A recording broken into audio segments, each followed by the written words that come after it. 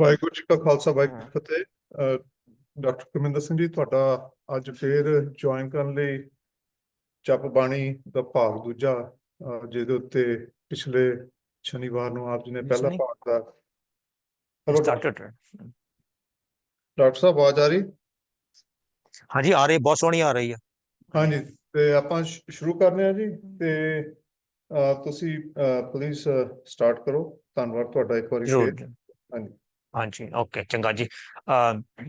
सतकरतार सारिਆਂ ਨੂੰ ਸਤਿ ਸ੍ਰੀ ਅਕਾਲ ਤੇ ਵਾਹਿਗੁਰੂ ਜੀ ਕਾ ਖਾਲਸਾ ਵਾਹਿਗੁਰੂ ਜੀ ਕੀ ਫਤਿਹ। ਮੈਂ ਫਿਰ ਦੁਬਾਰਾ ਤੁਹਾਡੀ ਸਾਰੀ ਸੰਗਤ ਦਾ ਇਲੀਨੋਇਸ ਸਿੱਖ ਕਮਿਊਨਿਟੀ ਸੈਂਟਰ ਦਾ ਬਹੁਤ ਤਹਿ ਦਿਲੋਂ ਧੰਨਵਾਦੀ ਹਾਂ। ਤੇ this is our second session, and I want to welcome all of you to our second session, which is titled Understanding Japa Bani Part 2. So this is going to be our outline for our session today. I will start off by doing a short recap of part 1. This is for the mute ਕਰ ਲੈਣ ਜਿਹੜੇ please, ਬਾਕੀ ਦੇ ਜਿਹੜੇ ਨਹੀਂ ਬੋਲ ਰਹੇ। ਮੈਂ ਮਿਊਟ ਕਰ ਦਿੰਦਾ। right. Anji. So we will begin by doing a short recap of our last week's session, very short. As I said last week, we would certainly not be able to cover the entire Japabani or even any significant portion in our 2 sessions. And if you want to understand the entire Japabani, then you can obviously go here to this website, sikhivicharforum.org, where you will find a playlist that contains 32 videos of mine.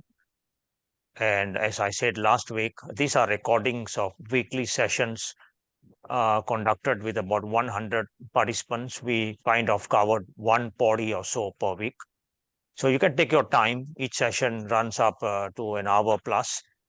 And, you can go through body by body. Entire session recorded and uploaded here. ਤੇ ਤੁਸੀਂ ਇੱਥੇ ਸਾਰੀ ਜਿਹੜੀ ਹੈ 38 ਪੌੜੀਆਂ ਦੀ 2 ਸ਼ਲੋਕਾਂ ਦੀ ਵਿਚਾਰ ਇੱਥੇ ਸੁਣ ਸਕਦੇ ਆ। It's in a mix of Punjabi and English. The second thing I intend to do today is to talk of principles of understanding Gurbani. What are the principles and why we need the principles? If you want to understand Gurbani by yourself and for yourself, you would need a methodology.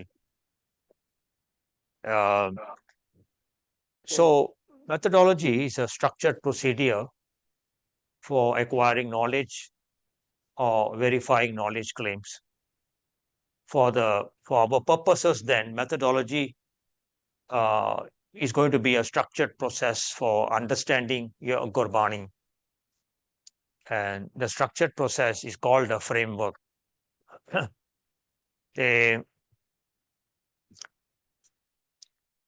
And I've given it, I created this framework, as I said last week, which I've used in my books on Gurbani translation. It's named the Gurbani framework. It has 10 principles.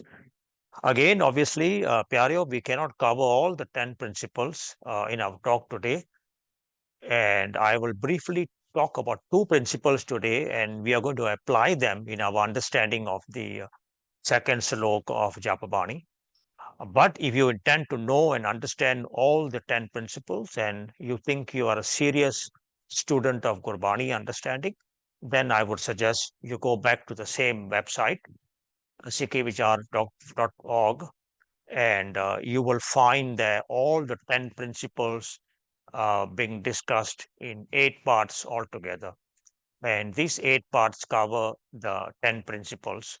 So you have the first principle, crossing over; second, rahau; third, context; the fourth principle is spirituality of the self; and the fifth principle is the creator within; the sixth principle, spirituality of the here and now; principle 7, using Gurbani to explain Gurbani; and in part 8 I talk about 3 principles, principle 7, 8, 9, and 10. Grammar, shabad and consistency of the text. And the third thing that I plan to do today in our session is to have a discussion on Japabani. Any aspect of Japabani that may be of interest to you, that you want my views on, or you want to present your views, we can do that towards the end of the session, which is part 3 of our outline. So this is how it appears in the Guru Granth Sahib Pyareo. Jap is the first Bani of the Sri Guru Granth Sahib Ji. It's on page 1. And that's the red box up there. Then we have the opening verse, Ek Oankar, all the way until Gur Prasad. We can also call it the commencement verse. This is the opening verse, not just for Japabani, it's also the opening verse for the entire Guru Granth Sahib. It's a commencement verse. Then we have the name or the title of Japabani, which is in the blue box, the word Jaja, Pa, and with an Onkar. That is the title. So basically, actually, the Bani begins from the word Japa, and then it goes all the way till page 8. So this is the kind of a table that I had created to explain the structure of Japabani, in a nutshell. And I showed it to all of you last week as well. So the number one there, that's the destination. That's the destination of our spirituality. That's where we want to reach. That's where we want to be. We want to be ek. We want to be satta. We want to be nam. We want to be karta of our spiritual destination. We want to be nirpav. We want to become nirvair. We want to become akal. We want to become ajuni and sepang. And we want Gur Prasad, which is the grace and blessing of the Shabad Guru, which is enlightenment. So that's the destination. Then you have 2 in the blue box, what I call the objective. That's the objective of our spirituality, of our spiritual journey. And that objective is specified by Guru Nanak by using the word japa, which actually means a realization. Then, of course, Guru Nanak is going to tell us, why is this your objective? In other words, why is realization the objective and not something else? Why is finding God not the objective? Why is praying not the objective? Why is searching not the objective? Why is realization the objective? So this is very critical. It's very important, and Guru Nanak has provided an entire slok to tell us why this is our objective. Aad sach, jugaad sach, hai phi sach, nanak hosi phi sach. That is the objective. So when you have the Creator within, right from the point of my conception all the way until my last breath, then basically Padsha is saying there can be no other objective other than realization. So when something is within, you don't go looking for it. Something is within, you don't go finding. People say Rabba Gavachya, no, it cannot be, because when something is within, it cannot be lost. It doesn't need to be found. It doesn't need to be discovered. It needs to be realized. So that's the objective of the entire spiritual journey of ours. And then, of course, Guru Nanak Padsha, that's number 4 in your purple box. Guru Nanak then provides a total of 38 paudis. Paudi means rungs of a ladder, 38 rungs, which means we go step by step. So Paudi 1 tells us what's wrong with everything that is external. Socha soch, this is external, looking for God externally. Socha soch na ho vai. And Pacha says, oh, that's not going to happen. That's not going to bring about realization. That's not going to bring about realization. Socha soch, all these things are rejected. And then Pacha asks the questions, Kev Sachiara Hoya. Then how do we obtain or reach the objective? How do we reach the destination? And that's where the answer comes in Hukum Prajai Chalana Nanak Likhya Nal. So basically, the rest of Japabani after Padi 2 onwards, all the way to Padi 33, is the answer to how do we achieve the objective. Padi 1 is the problem statement. The problem statement is that Pasha is telling us that the whole world, spiritual world, is looking for the divine being outside there, externally. कोई सोच करदा फिरदा, कोई भुक्खा रहिंदा फिरदा, कोई somebody is doing this, somebody is going up the mountain, somebody is doing a whole host of rituals. All that is external. That's not going to cut it. That's not going to do it. So the entire process, the how of it is given from Pauri 2. Pauri 1 is the problem statement. Pauri 2 all the way to 38 is the answer. And finally, the sloka Pavan Guru Pani Pita, that is the conclusion of the entire process, the objective, and the reasoning of why is this objective and not any other objective. So today, Pyareo, I plan to look at box number 5 down there, which is the conclusion, the concluding slok, the one in the blue box.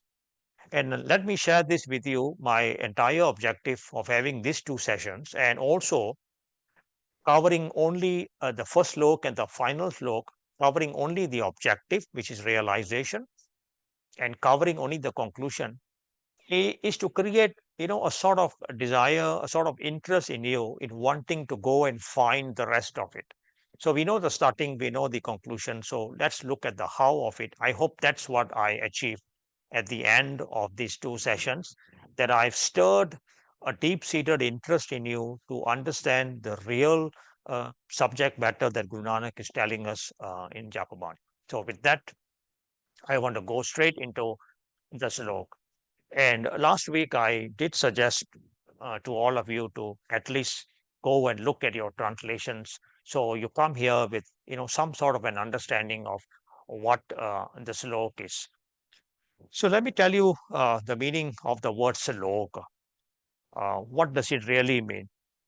So, Pyareo, Guru Granth Sahib's contents, which is Gurbani, is presented in poetry, Indian poetry. Indian poetry has got different varieties, different variations. Salok is one of them. One of the variations of Indian poetry, which is used in Gurbani, is Salok. Then you will, some other places, you will find the word Paudi. That is another version of Gurbani poetry. Then some places you will find the word Chant. And then you find the word Var. In some places you find words like Ashtpadi and then also Savaya and others. So these are used in the Sri Guru Granth Sahib Ji. So there is no spiritual meaning for Sloka, Paudi, Chant, Var, Ashtpadi, Savaya. These are poetic styles of presenting or rendering poetry. That should be the way. And you will find a lot of poetic styles outside of Guru Granth Sahib that are not used, for instance, things like Dohara, things like Kabita, etc. So let me give you a little bit about the difference between Sloka, Paudi, Chanta, so you just get an understanding of how it goes. So this is a very common sloka that you hear almost every Sunday in Gurbani. This is how a slok is read.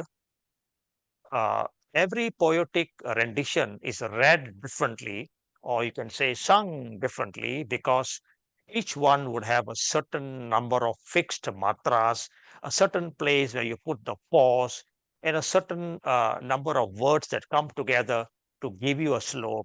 A slok is shorter than a paudi is shorter than a shanta is shorter than a var, ashtpadi longer, and savaya is actually.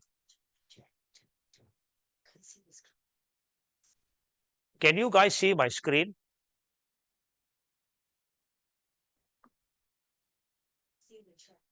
Sir, where is it? Now I can see it. Thank you. You can see it, huh? हाँ जी नजर आ रही है Okay, okay, ठीक है. So let me recite one sloka for you, which is you're very familiar with this, to tell you how the sloka is rendered. Okay, sloka. Although the word slok doesn't appear there, it appears in the title Bani. So I'm going to give you Sloka Mahalla Nauma, which we read during the mostly in our Gurdwaras. This is how a sloka goes. गुण गोबिंद गायो नहीं जन्म अकारथ कीना. This is the style of reading a slok. This is poetry. गुण गोबिंद गायो नहीं जन्म अकारथ कीना. कहो नानक भज हर मना जे बिद जल कौ mean. There are different sloks. Some sloks are, of 16 matras and some are 22 matras, but I don't want to go into the detail of it. Just give you a taste of, a feeling of how a slok reads like. This is another slok that you're very familiar with. Hambave kandade je laha kinna sami tol. If I could find someone selling me wings, khambave kandade je laha kinna sami tol. ਤਨ ਜੜਾਈ ਆਪਣੇ ਲਾਹਾਂ ਸੁਸੱਜਣ toll. ਸੱਜਣ ਸੱਚਾ ਪਾਤਸ਼ਾਹ ਸਿਰ ਸ਼ਾਹਾਂ ਦੇ ਸਾਹਾ. ਜਿਸ ਪਾਸ ਬੈਠਿਆਂ ਸੋਹੀਐ ਸਭਨਾ ਦਾ ਵੇਸਾਹਾ. So this is how a slok is rendered. Now I'm going to render a pauri to you and you see the difference. Apine ap sajyo, apine rachyo now. See, it changes all completely because the matras have changed, the poetic rendition will therefore change. Apine aap sajyo, apine rachyo now. Due kudrat sajya kar asan ditho chao. दाता करता आप तुस देवै करे पसाओ. तुम जानो ही सब सै दे लैसै जिंद कवाओ. कर आसन डिठो चाओ. It's different from a sloka. Pavan Guru Pani Pita Mata Tart Mahat. That's how the slok is rendered. Let me give you a taste of a Savaya. And we have Savaya in the Guru Granth Sahib Ji. And you see how differently it is rendered. Antarna Pavat Deva Sabhamon Indra Mahasheva Yoga Kari. Very much longer and very specifically paused. Antarna Pavat Deva Sabhamon Indra Mahasheva Yoga Kari. ਹੁਣ ਬੇਦ brunch ਵਿਚਾਰ ਰਹਿਓ ਹਰ ਜਾਪ ਨ ਛਾਡੋ ਏਕ ਕਰੀ. ਮਥਰਾ ਜਨ ਕੋ ਪ੍ਰਭ ਦੀਨ ਦਇਆਲ ਹੈ ਸੰਗਤ ਸ੍ਰਿਸ਼ਟ ਨਿਹਾਲ ਕਰੀ. ਰਾਮਦਾਸ ਗੁਰੂ ਜਗ ਧਾਰਨ ਕਉ ਗੁਰੂ ਅਰਜਨ ਮਾਏ ਜੋਤ ਧਰੀ. So Savaya different, Pauri different, Slok different. Hanji. Now there is no kabet in Guru Granth Sahib, but just to give you a flavor of it, let me read out a kabet as well, so you get a feeling of it. And kabet is the longest of all the poetries in India. And you need to take a long breath before you start reciting it. So it goes like this. Chai jati ekta anekta bulai jati hovati kuchilta kataban Quran ki. This is where it ends. Hovati kuchilta kataban Quran ki. It starts like this. थाए जाति एकता अनेकता बुलाए जाति होवती कुचीलता कताबन करान की. पाप ही प्रपक जाते धर्म तसक जाते बारण रख जाते साहित्य विधान की. So it goes like this, longest in it. So this is the different renditions of poetry that some of which you will find in Gurbani. So it helps to know that the slok, the pauri, the var does not have a spiritual meaning or understanding, but it is an understanding of the poetry that helps us to appreciate the Gurbani verse better. So let's come back to our sloka. Pavan Guru Pani Pita Mata Karta Mahata. Slok is a measure of poetry. Pavan literally means the air, Hava. The Guru, for the purposes of Gurbani and Sikhi, is the Shabad, or the messages, or the counsel that is within the Shabad. Then you have the word Pani, literally water, Pita, literally father, Mata, mother, Karta refers to the earth, that what we call Karti. Mahata really means something that is large or something that is all encompassing. So this is the translation that is most widely available. If you go to your devices, you will find this translation. The translation of Pavan Guru Pani Pita Mata Tarta Mahata. Air is the Guru, water is the father, and earth is the greatest mother of all. So what's happening here is that the translation has given us A is the Guru. It's telling us that the Guru is the subject and Pavan is basically the qualifier word for the Guru. It tells us of a certain kind of a Guru, Pavan Guru. Then there's another subject there, which is Pita. And then there's a qualifier for Pita, Bani. And then we have the meaning of it given as water is the father. And then we have another subject there, which is Mata. And then we have a qualifier for Mata, which is Mata is Tartamata. Earth is the greatest mother of all. Spend a minute or two, to let this sit into your mind, because this is critical to our understanding of the authentic message that Guru Nanak is telling us. Is Guru Nanak actually telling us that Pavan is the Guru, Pani is the Pita, and Mata is the Tartamata, or is he trying to tell us something else? So I thought about this, and I thought I'm going to share it with you, that this translation raises a couple of questions. It is a problematic translation, although it is found in all the translations that you can lay your hands on, including the ones in Punjabi. But let's see whether we can agree that this is the translation or something else is the translation.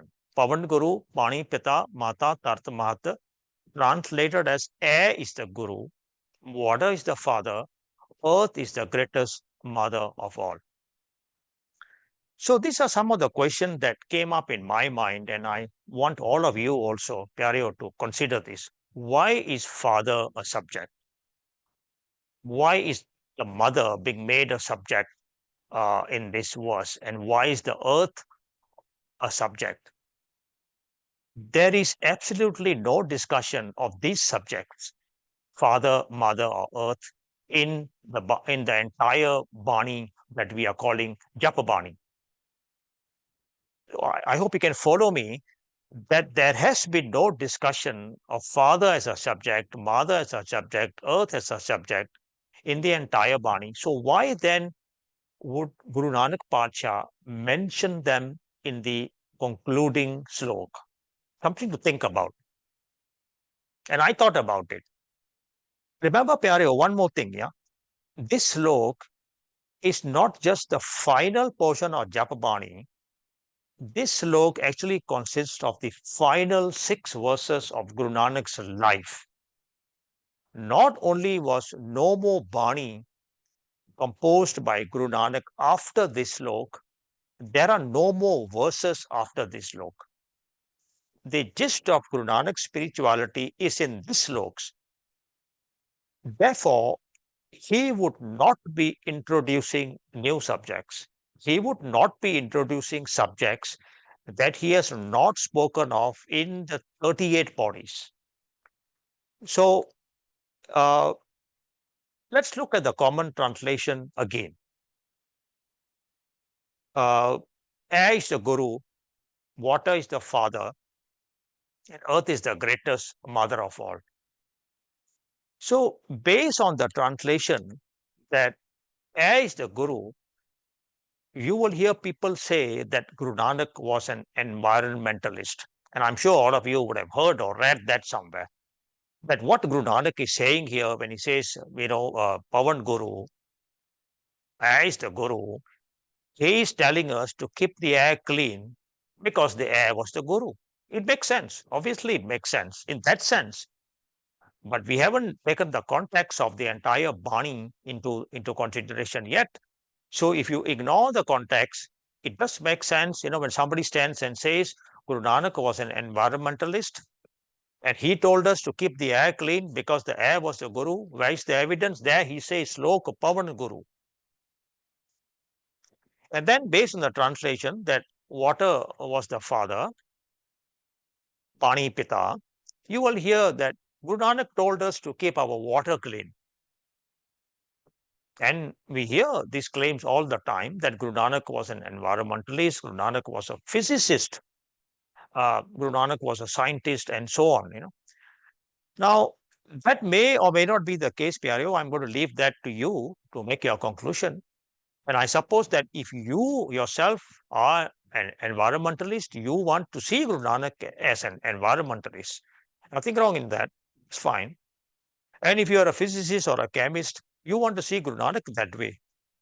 Or use his Bani to make your case that Guru Nanak, supported this principle of physics or that principle of chemistry or that, aspect of the environment.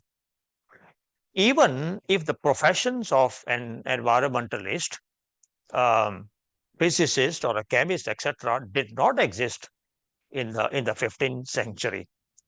But I think what we all can agree, which is the point I'm going to make now, is that Guru Nanak actually was a spiritualist.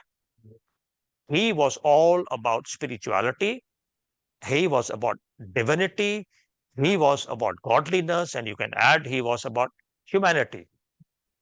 So this is when I read Japa Bani and the rest of Bani, this is the conclusion that I come up with, that at the bottom of it all, or what we call the baseline measure of Guru Nanak's makeup is that Guru Nanak was a spiritualist.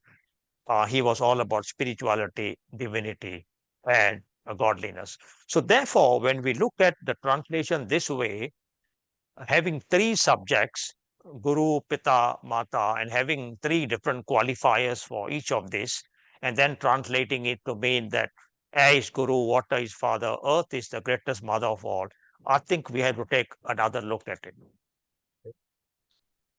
So based on what I've said then, Pyareo, the truth of the matter is that there is only one subject, and that is the Guru. The rest are all qualifiers, and they are qualifiers for the Guru. So in our case, as I said earlier, as Sikhs of Gurbani, the Guru for us is not in some physical form. The Guru for us is the Shabad. Bani Guru, Guru hai Bani, which Bani Amrit Sare. So we have that verse of Guru Ramdas Parsha. But if you want a verse of Guru Nanak very specifically saying that Guru is Shabad, then we can refer to Shadgosht, a Bani that Guru Nanak himself wrote as a Q&A with the Siddhs, with the yogis. They asked him a question, covered Guru, Jiska Tu Chela, who is your Guru, what are you a disciple of? And Guru Nanak Pacha then responded and said that Shabd Guru, Thurta Tun Chela, my Guru, my spiritual guide, the guide, the element that gives me my spiritual direction, my spiritual objective, my spiritual mission is the Shabad. Shabad Guru, Surta Tonchela, and my conscience, my mind is the disciple. So the disciple is not the physical body because the Guru is not physical. So when the Guru is not physical, then the disciple cannot be physical. The Guru is metaphysical. Guru is Shabad. So when the Guru is a counsel, the Guru is a message, then the disciple also becomes metaphysical, which is the mind or which is the conscience. So this is how I think we need to look at this slok. There is one subject, Guru, which has been spoken, a lot in the 38 paudis that Guru Pacha has given us of Japabani. And therefore, in the conclusion, he is talking about the Guru. Now, let's go back and look at the words again. This time we will apply some metaphors and look at, the meanings of the words idiomatically. Pavan literally air, Guru refers to Shabad. Pani again literally water. Pavan Pani has to be read together as a metaphor because Pavan and Pani are the basic elements for life's sustenance. We cannot sustain life without Pavan and without Bani, without air and without water. Pita literally father, mother is literally mata, but if you look at it together, Pita Mata or Mata Pita, then it becomes a metaphor for the origin. And the origin of our life is our parents, our Mata and Pita. In Gurbani says, Mat Pita bin Sutana hoi. So if there are no parents, there's no mother, there's no father, there cannot be a child. Tartha refers to earth. Mahat, large, all encompassing, and Tartha Mahata is poetic for nurturing, process of nurturing. So we apply all this now, the metaphors, and the idiomatic understanding of these words to the slok. Pavan Guru, Pani Pita, Mata, Tarta Mahata, and we just look at one subject, which is the Guru. This is the translation, Pyareo. The Guru, Shabad, is the origin, is the nurturer, and the sustainer of my spiritual life. I hope it makes sense to you now, because this is a contextual meaning of what we started off with Ar Satya, Jugar Satya, all the way the divine is within me. And now Pacha is saying that we have come through the whole process, 38 bodies. The 38 bodies are basically relying on the counsel or the messages of the Shabad, of the Guru Shabad, or the Shabad Guru. Therefore, the conclusion is that the Guru Shabad is actually the origin, the nurturer, and the sustainer of my spiritual life. In other words, my spiritual life actually will have no origin if there was no Guru Shabad. My spiritual life cannot be nurtured. I will have no direction, no purpose if I did not know the Guru Shabad. And minus or sense the Guru Shabad, I would not be able to sustain my spiritual life. That is the importance of the Guru Shabad, the messages of Gurbani, and the counsel of Gurbani when it comes to the origin, the nurturing, and the sustaining aspect of my spiritual life. Slok, Pavan Guru, Pani Pita, Mata, Tarta, Mahata. Guru is my origin, the Guru is my nurturer, and the Guru is the sustainer. All of it applied to my spiritual life.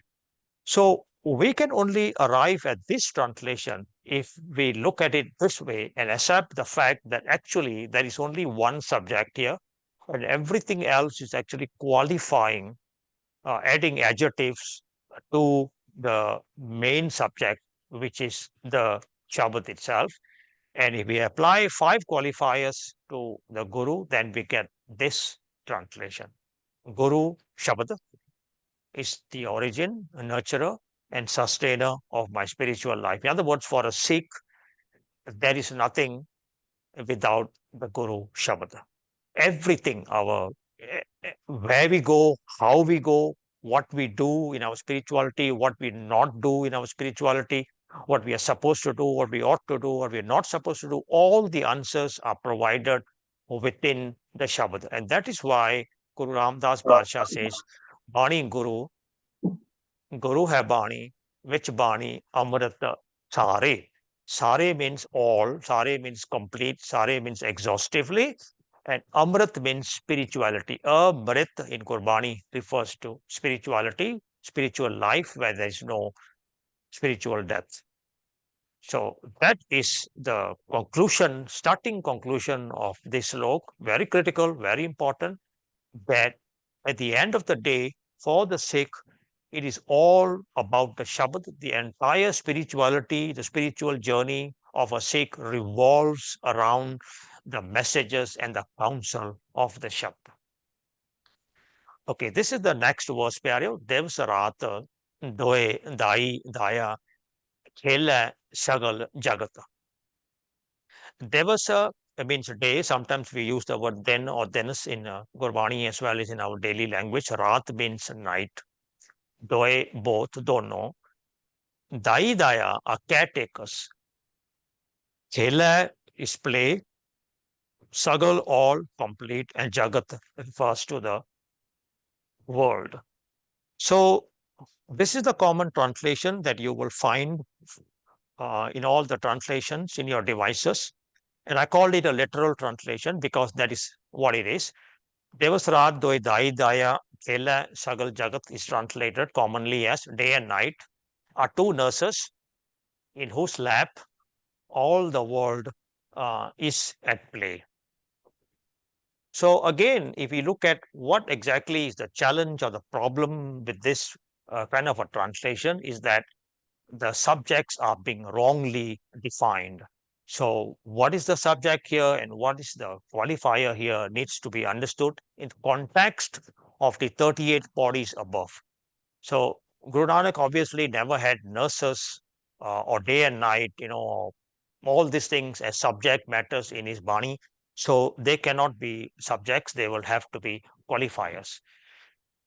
So let's look at it metaphorically as well as idiomatically. Devasarat, the Devas day, Rat, night. Devasarat refers to all the time. So when we say din raat mehnat kiti, it means it doesn't really mean that the person, kind of did it 24/7, but metaphorically that is what it is, all the time. Din raat, all the time. Toye both. Dai daya, again, the literal meaning governors or persons employed to care or teach children in a private household, or tutor, instructors, duenna, there are many other terms for it. Khela literally is to play. Sorry, wrong spelling there. And or through the process of play, khela. Dai daya khela now has to be looked at metaphorically, which means the beginning for the guidance or the beginning of the learning process. Dai daya khela.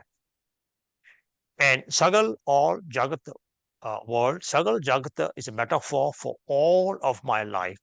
And the concern of Guru Nanak as a spiritualist himself, and because the entirety of Japabani is about our spiritual journey, therefore the metaphor has to be applied not just the whole world, but for my, or just not just the entire life, but actually all my spiritual life.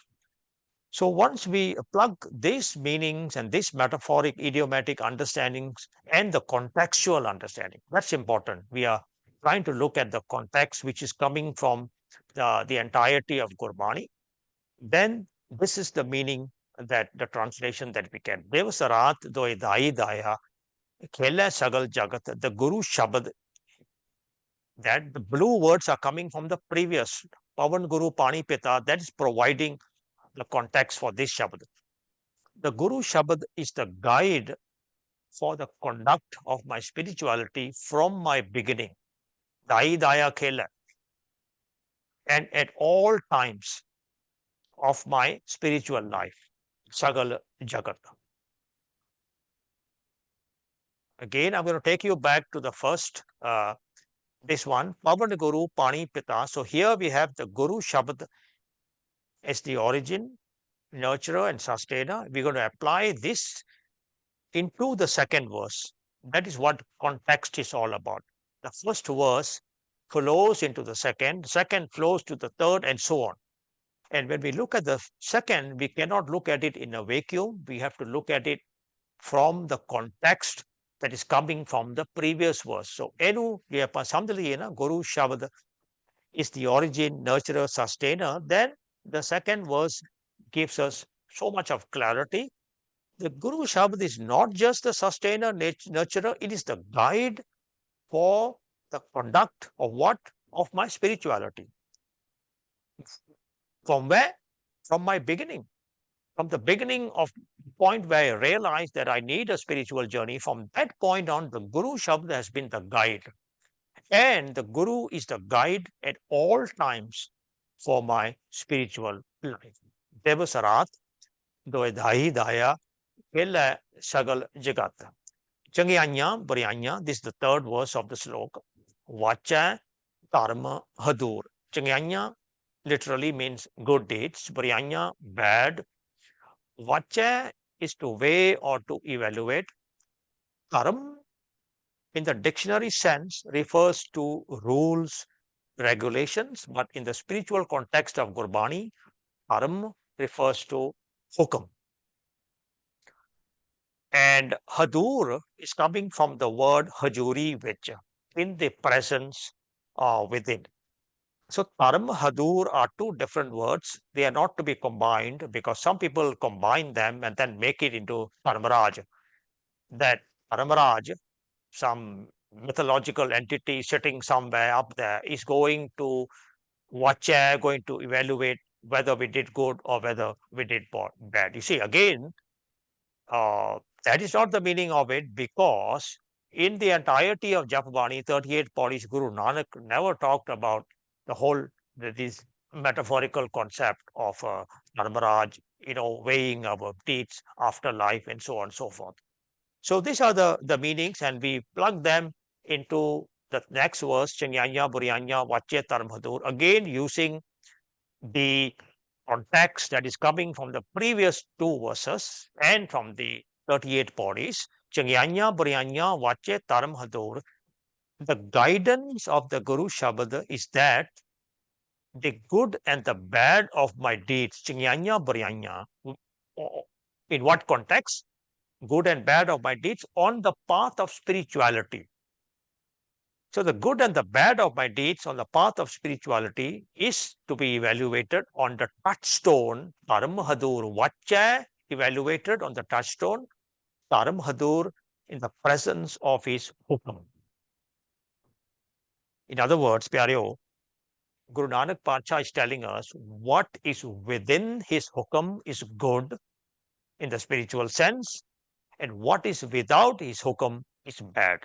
So when we do things, undertake actions or deeds within the parameters of the hukam, then all that we do, whatever that we do, is considered changyanya. But whatever we do or we attempt to do outside of the hukam, that becomes buryanya. So where is the evaluation? Where is that happening? The evaluation is within. That is why Guru Nanak Pacha is using the word hadur, and the meaning of hadur coming from hajuri, which in the presence or within. So the evaluation is within the touchstone of his hukam. Remember, recall that body 1, after laying out the problem statement, socha, sochana, hovai, pukya, pukana, all that cannot be used, Pacha then provides the answer that the real way of doing it, realization, is hukam, rajai, chalana, nanak, likhya, naal. Naal there also means within. The hukam is within. So within the touchstone of his hukam is where we are going to do all the evaluation of our changyanya, buryanya.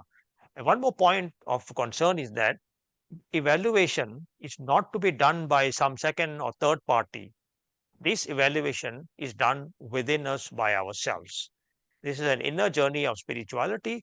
So I will then evaluate my own deeds. Is what I'm doing good or what I'm doing bad? And I will do the evaluation on the touchstone of my understanding of his hukam. So hukam ansar, hukam rajain chalana. That is what it means. Changyanya, Buryanya, Vache, Taram Hadur. The guidance of the Guru Shabad is that the good and the bad of my deeds on the path of my spiritual journey is to be evaluated on the touchstone of his hukam. This is the next verse. Karmi apo apani ke nede ke dur. Karmi is the conduct of deeds. Now, you will find the word karm pyaryo in Gurbani used in two different languages. So, karm is a Persian word which is used in Gurbani. Where karm is used Persian, in the Persian sense, it means grace, it means blessings. Another, what we call in Punjabi.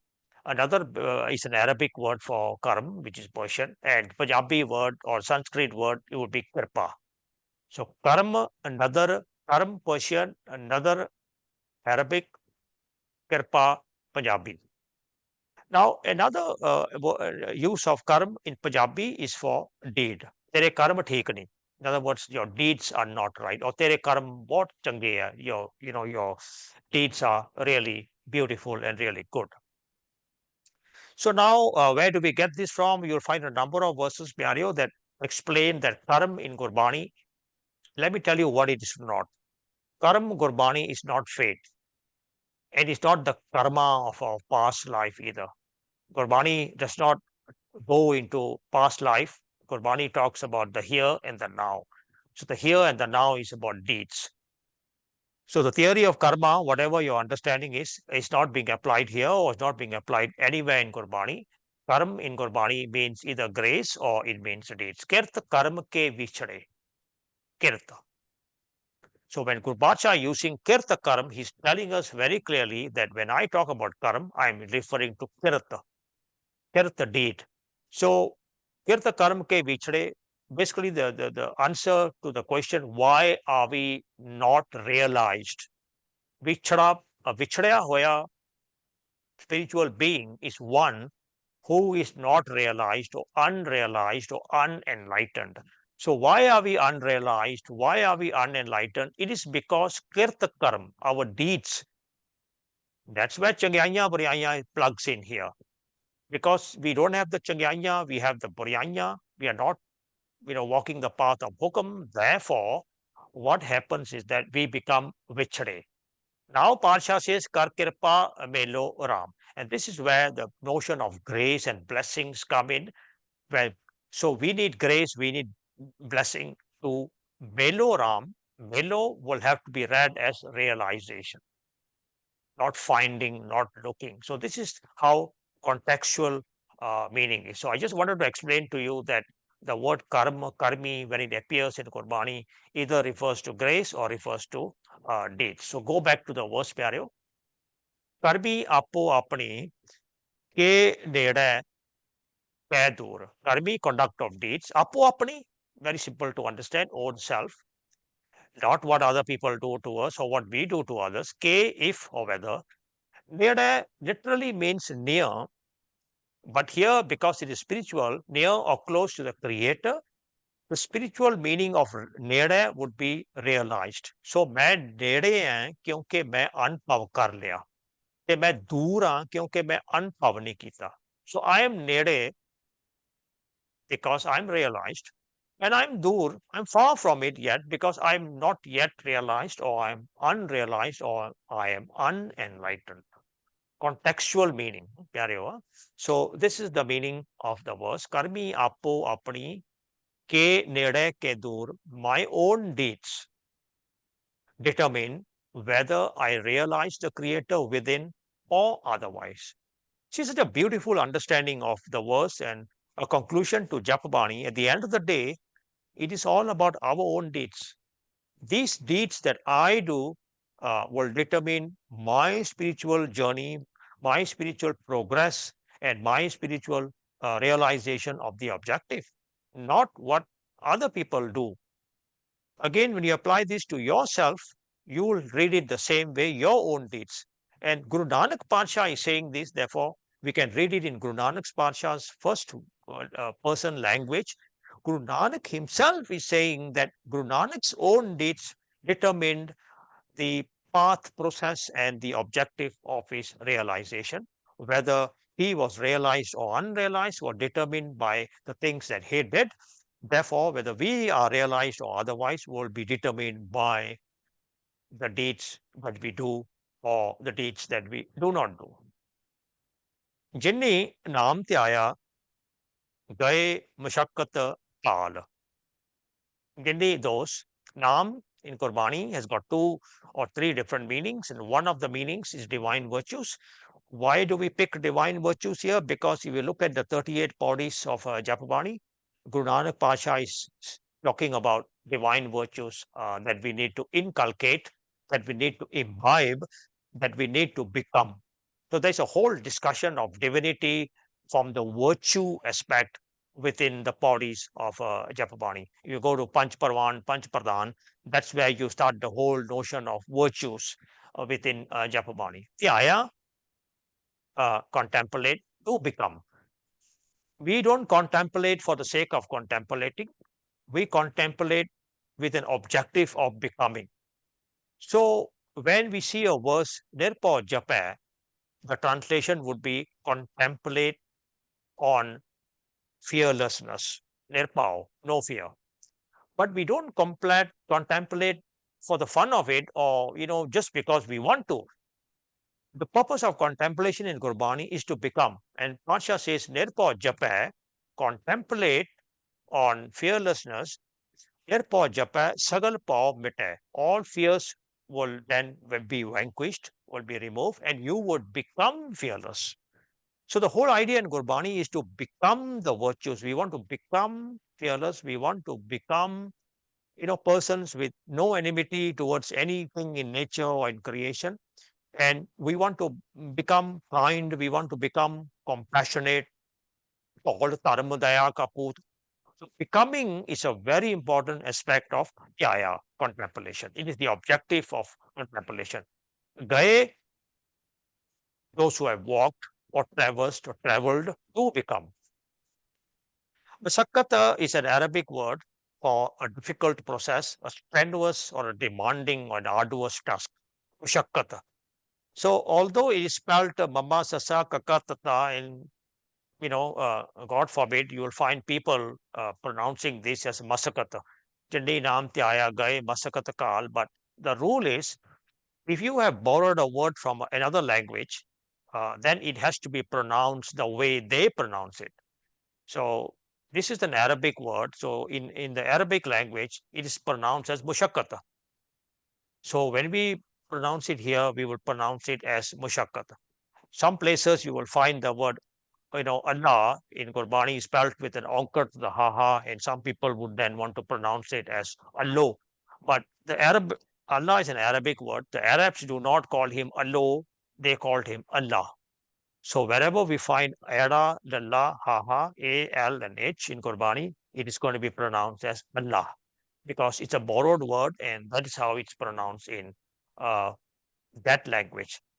So somebody in English language borrows the word bazaar. Bazaar is an Indian word, but you will find this word being used in English. And if somebody is going to pronounce it Baza or Bozo or something, it's laughable. Even an Englishman or an English speaking person would have to pronounce that word bazaar so that, everybody understands what he's talking about. Oh, that's mashakat. And Tal, poetically, it's being used there, to emphasize or to stress mashakat. Tal means the same. Tal and mashakat are synonyms, same meaning. But Tal is Sanskrit for mashakat. Yandi naam tyaya gaye mashakat kaal, those who diligently and arduously strive to become divine virtues. Yandi, those. Naam tyaya, become, contemplated or strive to become divine virtues. Gaye, walk the path, strived. Mashakkat Kal, Pasha is telling that this is not a walk in the path. It requires diligence and it requires effort on the part. It is very easy to talk about being courageous, but it needs a lot of effort to actually become courageous. There are so many instances where we want to express our courage, but we just walk away or we look away or we turn away because we do not have, the diligence. We have not done the due diligence to actually inculcate or imbibe courage within ourselves. So only after we have habitualized courage, become courageous in more and more and more situations, that we become courageous, and then we will speak up, in every situation where we are required to show our courage, and so on for other virtues as well. Jani naam tyaya gaib shakat kal Nanak. This is the concluding verse. So basically, this is the last verse of Guru Nanak's spiritual life. Nanak te mukh ujale peti chutti naal. So let me begin with the commonly accepted mistranslation. Nanak, their faces are radiant and many others are saved along with them. Keti chutti naal. Many others are saved along with them. I hope by now you're able to see, the problem staring at us right in the face when we have this kind of a translation. We just said karmi apo apani. Didn't we just say that 2 verses ago? Karmi apo apani. And now we are saying many others are saved, which means we can just, piggy ride on somebody else and get saved. So let's examine this with a little bit of more detail. So when we translate Keti Chutti Naal as many others get saved along with them, then we're going to have a number of problems. The first one is that it contradicts Gurbani and Gurmat. As I just said, we just covered Karmi Apo Apani in the previous verse couplet. What about this principle in Gurbani? Ape bija, ape hi kha. So I sow as I reap, and you sow as you reap, and everyone, reaps as we sow. Everyone reaps as we sow. Whatever you plant is what you're going to reap at the end of the day. So ape bij ape hi kha is in contradiction with the translation, many others get saved along with them. So all I need to do is find somebody who is getting saved and just hang on to that person, or, as they say in Punjabi, pooch fad ke lang jo, just hang on to the what they call coattails of the person, and I'll be safe. But here Pansha is saying, Guru Nanak is saying, ape bij, ape hi kha. And this is a verse from Jap Bani. In Jap Bani, Pansha says, ape bij, ape hi kha. In Jap Bani, Pansha says, karmi apo apani. Then Keti Chutti Nal cannot be translated as many others get saved. Now look at this verse again. Jeha bija so lune. Guru Arjan Pacha, Jeha bija so lune. Karma Sandara Khet. Again, the word karma is being used here. It's being explained that the karma in Gurbani is karma Sandara Khet. Spiritual life is like a field. Khet is a field where you plant things. So what are we planting here? Pacha say in the field of spirituality, we are planting our deeds. Karma Sandara Khet. And then it says, Jeha Bija Solune. And what we are going to reap is the deeds that we are planting in our field of spirituality. What about this one? Apana Hathi Apana Ape Hi Kaj Savari. So translating Keti Chutti Nal as many others getting saved would contradict these principles of Gurbani, which I laid out in these 3 verses. And another verse, Karmi Apo Apani Ke Nede Ke Dur, which we just read. So take these verses, Ape Bij Ape Hi Kha, Jeha Bija Solane, Apan Hathi Apana, and Karmi Apo Apani. And this is the kind of a phrase that I want to share with you, and hopefully you can park it somewhere in your spiritual mind and rely on it every now and then. Sikhi is the spirituality of the self, by the self, for the self. That's what Sikhi of Guru Nanak Pacha is. These 4 verses here and the entirety of Gurbani and Japabani would give you this understanding that Sikhi is a spirituality of myself, for myself, and by myself.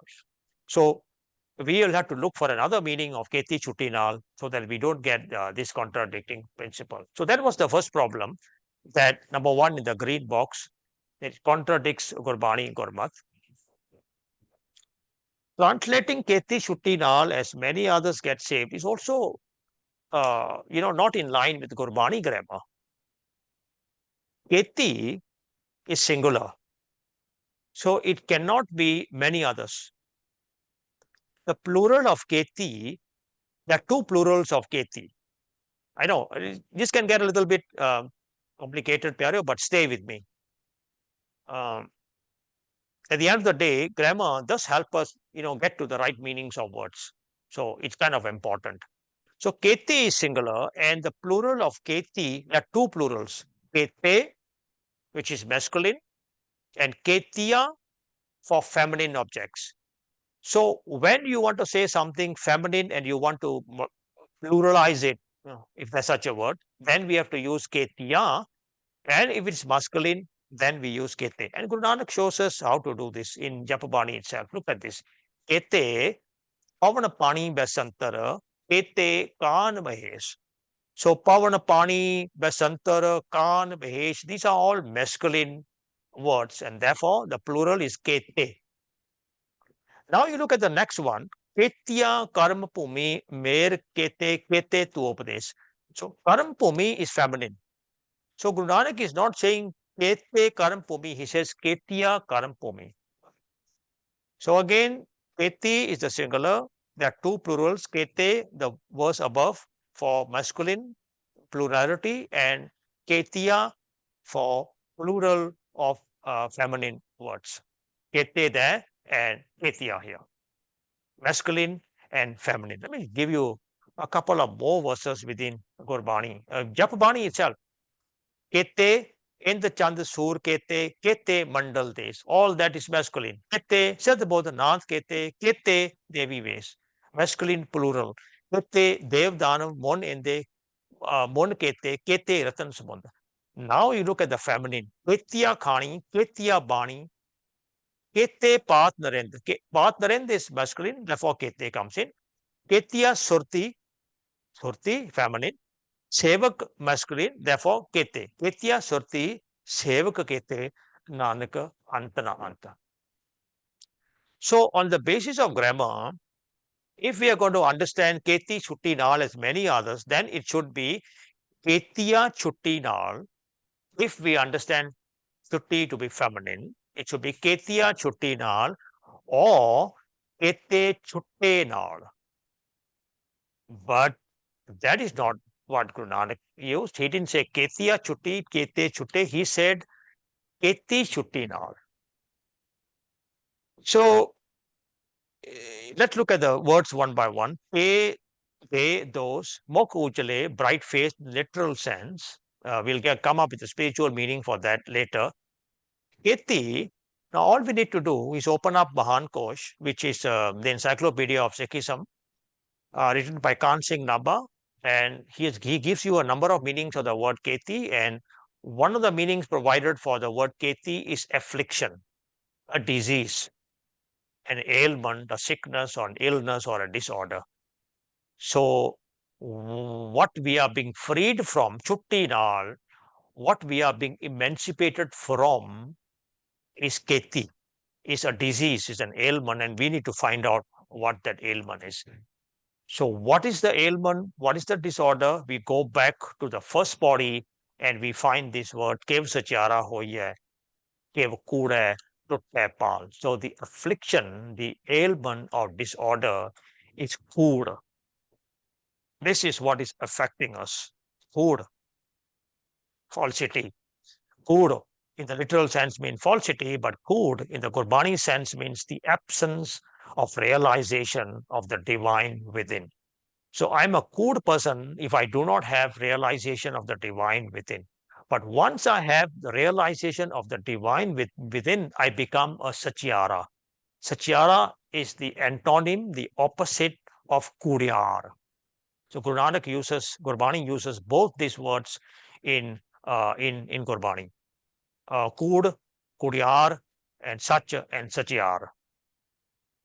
Kudyar sekha, and you have satyar sekha. Satyar sekha baithe satgur paas. Kudyar, kudyari, jaye rale. That's a verse somewhere down the line in Gurbani. So the affliction is kud, absence of realization, absence of divinity, realization within, and it is used in kuda, tutta, pal. And the solution is keti, chutti, nal. So that affliction, that disorder, that ailment, that is poor, goes away, we get cured of it, and we get emancipated from it. Again, the words are they, and those. Mokujale, literally bright face, but in the spiritual science, spiritual sense, refers to those who have realized the divine within. Remember, Ad Sach, Jugaad Sach? Now the conclusion is talking about that. Those who have realized the divine within, Guru Nanak calls them Mukh Ujale. Keti, again, affliction, disease, ailment, sickness, illness, disorder, kud, kudyar. There is chutti hogi, liberation, or overcome the affliction. Nal, with or by. This is the meaning of the verse. Jinni naam tyaya gaye mushakkat kal. Those who diligently and arduously strive to become divine virtues, Nanak temo kujale keti chutti nal de, O Nanak, realize the Creator within in their spiritual journey by overcoming the affliction of food. And I hope that it all makes sense to you, not just in the sense of being a proper conclusion for the entire Japani, but it also gives you a sense of what the concluding point of our spiritual journey is going to be. The destination of our spiritual journey is going to be here, that we will realize the Creator within, and we're going to realize that by overcoming the affliction of kud, unenlightenment, or unrealization that is afflicting us. Let me just say couple of things about the framework. I mentioned 10 principles, but I just want to show you the principles that I applied in coming up with the meanings that I laid out before you. So I used principle number 8, Gurbani grammar. This principle actually tells us what Gurbani grammar is and how we can use it to help us understanding Gurbani. Grammar tells us about things like which is a noun, what is a verb, what's an adjective, what's an adverb. It also tells us things such as the tense, the past tense, present tense, or future, singular, plural. And grammar tells us the gender of the subject.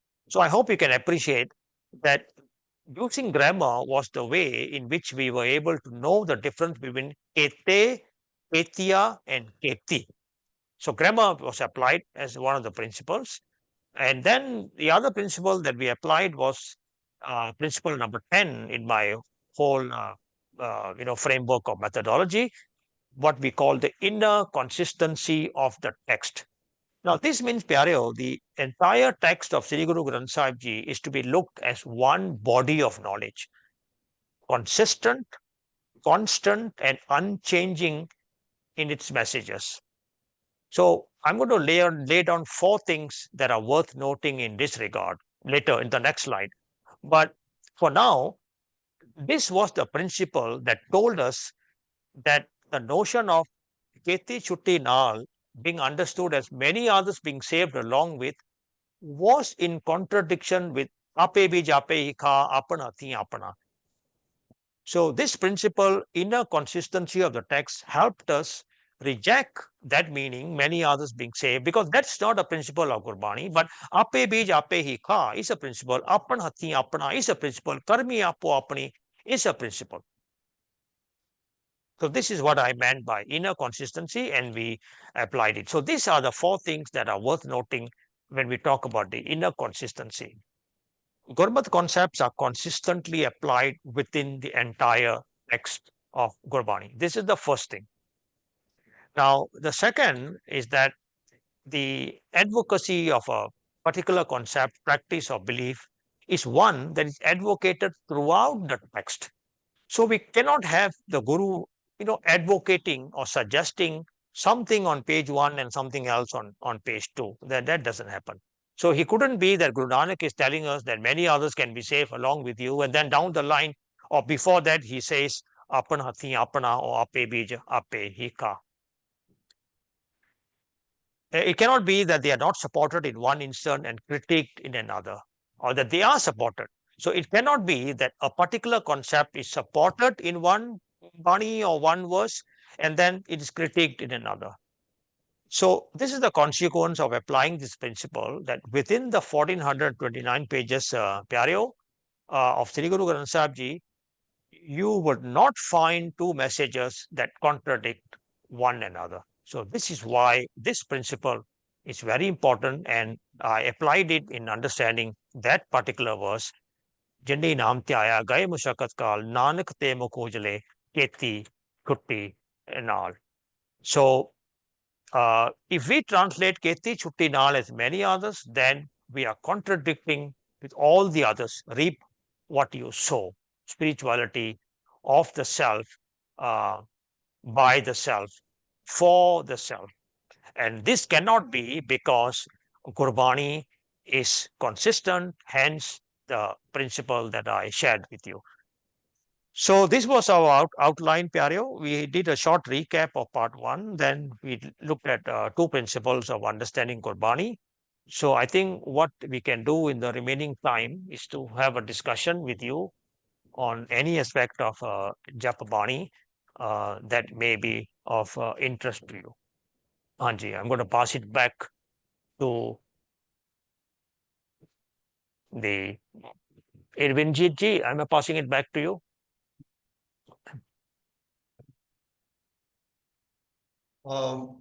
ਮੇਰਾ ਸਵਾਲ ਸੀ ਜਿਹੜਾ ਤੁਹਾਡੀ ਕੀਤੀ ਛੁੱਟੀ ਨਾਲ ਤੁਸੀਂ ਕੀਤਾ at the end, ਹਾਂਜੀ ਇਸ ਦੇ ਮੀਨਿੰਗ ਹੋਰ ਵੀ ਹੋ ਸਕਦੇ ਨੇ ਜੀ, ਕਿ ਉਸ ਤੋਂ ਪ੍ਰਭਾਵਿਤ ਹੋ ਕੇ ਜਾਂ ਉਸ ਤੋਂ ਸਿੱਖਿਆ ਲੈ ਕੇ ਕਿੰਨਿਆਂ ਨੂੰ ਹੋਰ ਸੇਧ ਮਿਲਦੀ ਹੈ, ਕਿਉਂਕਿ ਕੀਤੀ ਦਾ ਮਤਲਬ ਹੋਰ ਜਗ੍ਹਾ ਤੇ ਵੀ ਬਹੁਵਚਨ ਵਿੱਚ ਆਉਂਦਾ ਹੈ ਜੀ, ਗੁਰਬਾਣੀ ਵਿੱਚ ਹੀ।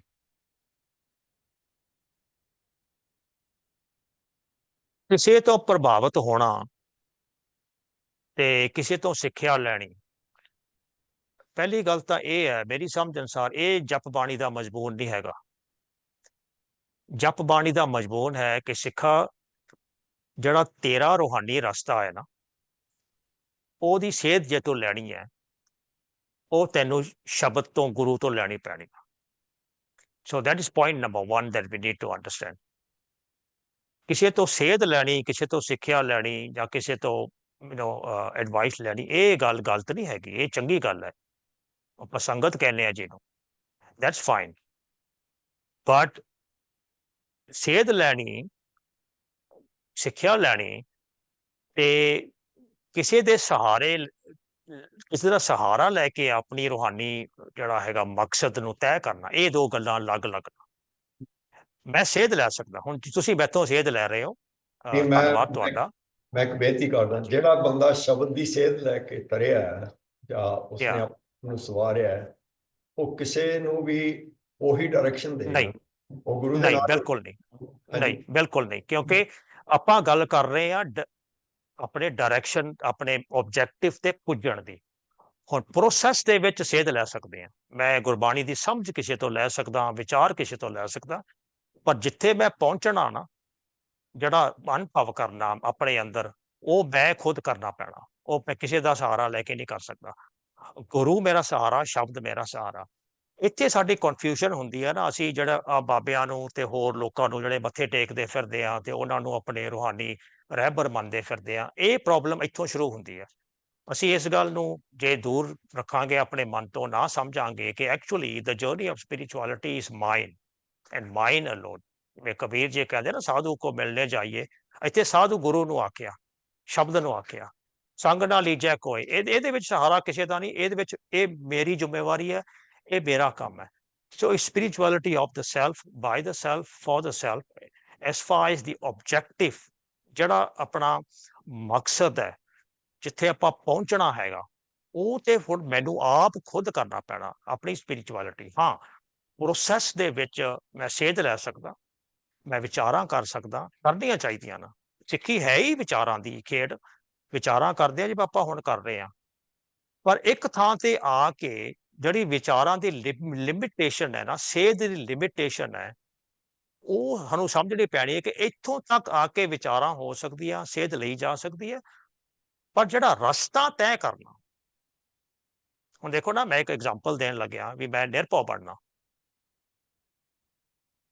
ਹੁਣ ਨਿਰਭਉ ਕੀ ਹੈ, ਮੈਂ ਕਿਸੇ ਨੂੰ ਪੁੱਛ ਸਕਦਾ, ਮੈਂ ਬਾਣੀ ਪੜ੍ਹ ਸਕਦਾ, ਜਾਂ ਮੈਂ ਕਿਸੇ ਨਾਲ ਵਿਚਾਰ ਕਰ ਸਕਦਾ, ਉਹਨੂੰ ਸਮਝਾ ਸਕਦਾ ਨਿਰਭਉ ਕੀ ਹੈ, ਪਰ ਮੈਨੂੰ ਨਿਰਭਉ ਬਣਾ ਨਹੀਂ ਕੋਈ ਸਕਦਾ।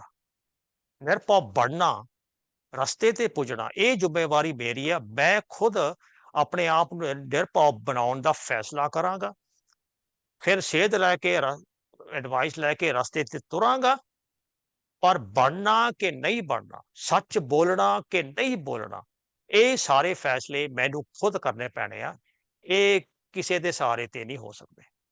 ਜਦੋਂ ਆਪਾਂ ਇਸ ਗੱਲ ਨੂੰ ਸਮਝ ਗਏ ਨਾ ਪਿਆਰਿਓ, ਬਹੁਤ ਕਲੀਅਰ ਹੋ ਜਾਣਾ ਕਿ ਮੇਰੀ ਜ਼ਿੰਮੇਵਾਰੀ ਕੀ ਹੈ, ਮੇਰੀ ਜ਼ਮੀਰ ਦੀ, ਮੇਰੀ ਕੌਨਸ਼ੀਅੰਸ ਦੀ, ਮੇਰੇ ਮਨ ਦੀ ਜ਼ਿੰਮੇਵਾਰੀ ਕੀ ਹੈ, ਤੇ ਜਿਹੜੀ ਮੇਰੀ ਸੰਗਤ ਹੈ ਨਾ, ਮੇਰੇ ਸਿੱਖ ਭਰਾ ਨੇ, ਭੈਣ ਭਰਾ ਨਾਲ ਦੇ ਨੇ, ਉਹਨਾਂ ਦੀ ਜ਼ਿੰਮੇਵਾਰੀ ਕੀ ਹੈ।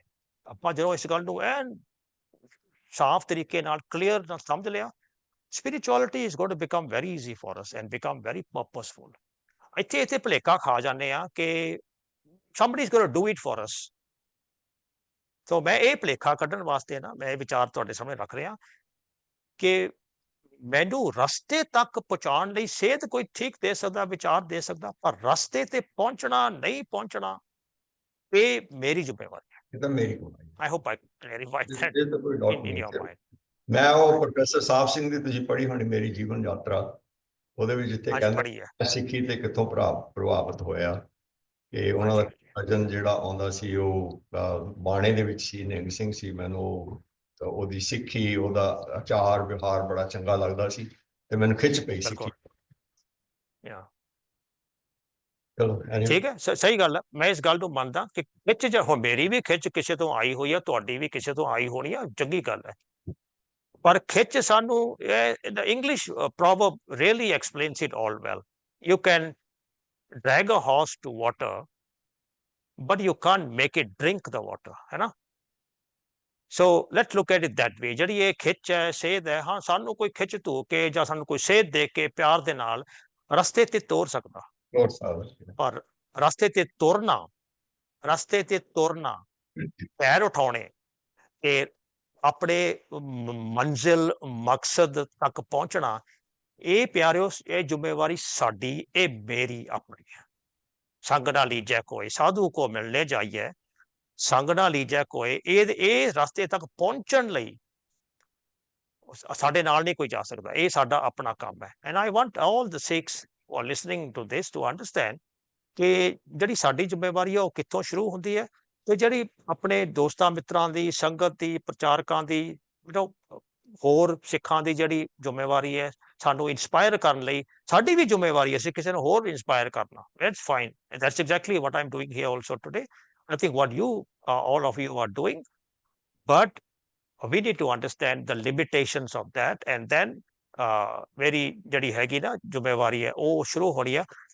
As they say in English, the first step of a journey, every journey begins with the first step, and the first step ਮੈਨੂੰ ਪਹਿਲਾ ਕਦਮ ਆਪ ਉਠਾਉਣਾ ਪੈਣਾ। ਹਾਂਜੀ,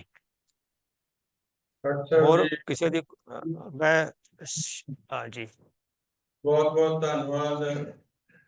ਬੜੇ ਡੂੰਘੇ ਭਾਵਾਂ ਦੇ ਨਾਲ ਤੁਸੀਂ ਜਪਬਾਣੀ ਦੀ ਵਿਆਖਿਆ ਕਰਕੇ ਸਾਨੂੰ ਸਮਝਾਉਣਾ ਕੀਤਾ। ਪਰ ਤੁਹਾਡੇ ਪਹਿਲੇ ਪਾਠ ਦੇ ਵਿੱਚ ਜਦੋਂ ਤੁਸੀਂ ਵਿਆਖਿਆ ਕੀਤੀ ਸੀ, ਪਹਿਲਾ ਭਾਗ ਮਤਲਬ ਪਿਛਲਾ ਹਫਤਾ, ਹਾਂਜੀ ਤੁਸੀਂ ਇੱਕ ਬਚਨ ਕਿਹਾ ਸੀ ਕਿ ਗ੍ਰਾਮਰ ਦੀ ਸੇਧ ਜਿਹੜੀ ਉਹ ਪ੍ਰੋਫੈਸਰ ਸਾਹਿਬ ਸਿੰਘ ਜੀ ਨੇ ਦਿੱਤੀ ਹੈ। ਹਾਂਜੀ, ਉਹ ਮਤਲਬ ਮੇਰੀ ਸੇਧ ਉੱਥੋਂ ਆਈ ਹੈ। ਠੀਕ ਹੈ ਜੀ, ਤੇ ਮਤਲਬ ਪ੍ਰੋਫੈਸਰ ਸਾਹਿਬ ਸਿੰਘ ਜੀ ਸਾਡੇ ਨਾਲੋਂ ਜ਼ਿਆਦਾ ਜਾਣਦੇ ਨੇ।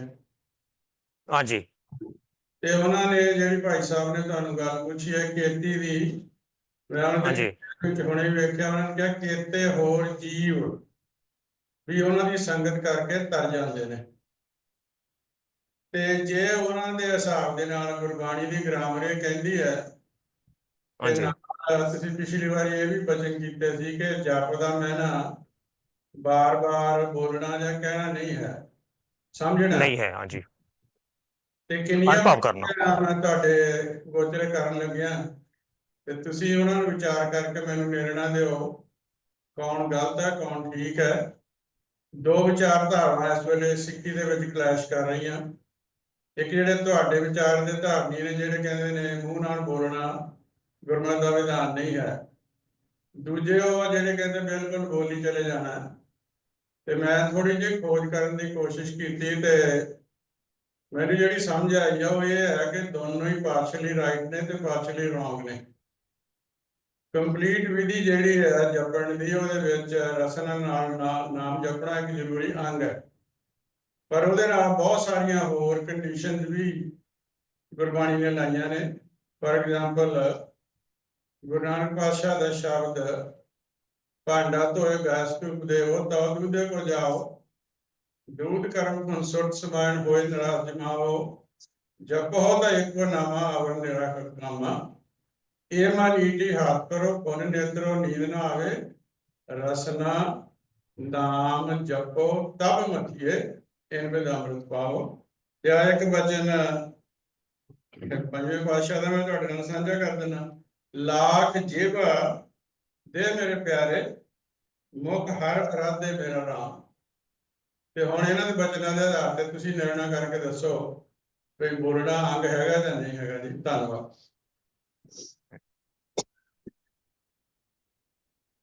ਹਾਂਜੀ, ਸ਼ੁਕਰੀਆ ਜੀ, ਧੰਨਵਾਦ ਤੁਹਾਡਾ। ਪ੍ਰੋਫੈਸਰ ਸਾਹਿਬ ਸਿੰਘ ਦੀਆਂ ਕਿਤਾਬਾਂ ਮੈਂ ਜਿੰਨੀਆਂ ਮੇਰੇ ਕੋਲ ਹੈਗੀਆਂ ਮੈਂ ਪੜ੍ਹੀਆਂ ਨਾ, ਇੱਥੇ ਪ੍ਰੋਫੈਸਰ ਸਾਹਿਬ ਸਿੰਘ ਨੇ ਨਿਰਣਾ ਕੀਤਾ ਕਈ ਥਾਵਾਂ ਤੇ। ਪ੍ਰੋਫੈਸਰ ਸਾਹਿਬ ਸਿੰਘ ਨੇ ਨਾਲ ਇਹ ਵੀ ਗੱਲ ਲਿਖੀ ਹੈ ਕਿ ਮੇਰੀ ਜਿਹੜੀ ਟਰਾਂਸਲੇਸ਼ਨ ਹੈ ਇਹ ਫਾਈਨਲ ਲਿਖੀ, ਟੀਕੇ ਦੇ ਵਿੱਚ ਤੁਸੀਂ ਪੜ੍ਹ ਸਕਦੇ ਹੋ। ਉਹ ਕਹਿੰਦੇ ਨਾ ਕਿ ਇਹ ਤੇ ਹੋਰ ਕੰਮ ਕਰਨ ਵਾਲਾ, ਤੇ ਮੈਥੋਂ ਬਾਅਦ ਜਿਹੜੇ ਆਉਣਗੇ ਸਿਆਣੇ ਸੱਜਣ ਜਾਂ ਕੋਈ ਗੁਰਬਾਣੀ ਦੇ ਗਿਆਤਾ, and they will do more work on this, and he admitted that some of his translations may not be right. ਜਿਹੜੀ ਇਹ ਟਰਾਂਸਲੇਸ਼ਨ ਦੀ ਗੱਲ ਹੈ, ਨੌਲੇਜ ਦੀ ਗੱਲ ਹੈ, it's an ongoing thing, it's a growing, developing subject field, and nobody can say that मैं हुण कर दिता ते मेरा हुण बस this is the final and इस तो बाद कोई ਇਹਦੇ ਵਿੱਚ ਐਡੀਸ਼ਨ ਨਹੀਂ ਹੋ ਸਕਦੀ, ਕੋਈ ਸਬਟ੍ਰੈਕਸ਼ਨ ਨਹੀਂ ਹੋ ਸਕਦੀ। ਆਈਵ ਡਨ ਦ ਫਾਈਨਲ ਟ੍ਰਾਂਸਲੇਸ਼ਨ। ਹਾਂ, ਬਾਣੀ ਦੇ ਵਿੱਚ ਕੋਈ ਐਡੀਸ਼ਨ ਟ੍ਰਾਂਸਲੇਸ਼ਨ ਨਹੀਂ ਕਰਨੀ, ਪਰ ਟ੍ਰਾਂਸਲੇਸ਼ਨ ਦੇ ਵਿੱਚ ਹੁੰਦੀ ਹੈ, ਹੁੰਦੀ ਰਹੂਗੀ, ਤੇ ਸਾਡੇ ਤੋਂ ਬਾਅਦ ਵੀ ਕਈ ਹੋਰ ਆਉਣਗੇ with different translations and all that. So ਇਹ ਗੱਲ ਜ਼ਰੂਰੀ ਸਮਝਣ ਵਾਲੀ ਆ that this is an evolving process. The understanding of our Bani is an evolving process. ਜਦੋਂ ਅਸੀਂ ਕਿਸੇ ਵੀ ਪੰਕਤੀ ਦੇ ਅਰਥ ਸਮਝਣੇ ਆ, ਉਹਨੂੰ ਆਪਾਂ ਫਸਟ ਪਰਸਨ ਦੇ ਤੌਰ ਤੇ ਲਿਖਾਰੀ ਦੇ ਤਰਫੋਂ ਵੀ ਦੇਖਣਾ ਹੁੰਦਾ। ਜੇ ਅਸੀਂ ਇਸ ਗੱਲ ਨੂੰ ਮਨਜ਼ੂਰ ਕਰਾਂਗੇ ਕਿ ਅਸੀਂ ਕਿਸੇ ਦੇ ਸਹਾਰੇ ਪਾਰ ਲੰਘ ਸਕਦੇ ਹਾਂ, ਕਿਸੇ ਦਾ ਪੱਲਾ ਫੜ ਕੇ ਪਾਰ ਲੰਘ ਸਕਦੇ ਹਾਂ, ਤੇ ਇਹ ਅਰਥ ਨਾ ਕੀਤੀ ਛੁੱਟੀ ਨਾਲ ਦੇ, ਫਿਰ ਇਹ ਸਵਾਲ ਪੁੱਛਣਾ ਪਊ ਕਿ ਗੁਰੂ ਨਾਨਕ ਨੇ ਪੱਲਾ ਕਿਹਦਾ ਫੜਿਆ ਸੀ? ਫਿਰ ਗੁਰੂ ਨਾਨਕ ਜਦੋਂ ਪਾਰ ਹੋਏ ਨਾ, ਉਹਨਾਂ ਨੇ ਕਿਹੜਾ ਪੱਲਾ ਫੜਿਆ ਸੀ? ਕਬੀਰ ਭਗਤ ਨੇ ਕਿਹਦਾ ਪੱਲਾ ਫੜਿਆ ਸੀ? So then you realize the inconsistency, that it is not about riding the wave of other people. It is about creating your own wave. ਹੁਣ ਜਦੋਂ ਉਹ ਕਹਿੰਦੇ ਹੁੰਦੇ ਨਾ ਕਿ ਸਮੁੰਦਰ ਵਿੱਚ ਛੱਲ ਆਉਂਦੀ ਆ ਤੇ ਉਹ ਛੱਲ ਦੇ ਨਾਲ ਕਈ ਜਿਹੜੇ ਜਹਾਜ਼ ਹੁੰਦੇ ਨੇ ਉਹ ਸਾਰੇ ਤਾਂ ਹੋ ਜਾਂਦੇ ਨੇ, ਪਰ ਜਿਹੜੀ ਰੂਹਾਨੀ ਜ਼ਿੰਦਗੀ ਹੈ ਨਾ, ਇਹਦੇ ਵਿੱਚ ਆਪਣੀ ਛੱਲ ਆਪ ਪੈਦਾ ਕਰਨੀ ਪੈਂਦੀ ਆ। ਕਿਸੇ ਦੀ ਛੱਲ ਦੇ ਸਹਾਰੇ ਤੇ ਅਸੀਂ ਤਾਂ ਨਹੀਂ ਹੋ ਸਕਦੇ। ਮੈਂ ਫਿਰ ਕਹਿ ਦਿਆਂ, ਸੇਧ ਲੈ ਸਕਦੇ ਆ, ਐਡਵਾਈਸ ਲੈ ਸਕਦੇ ਆ।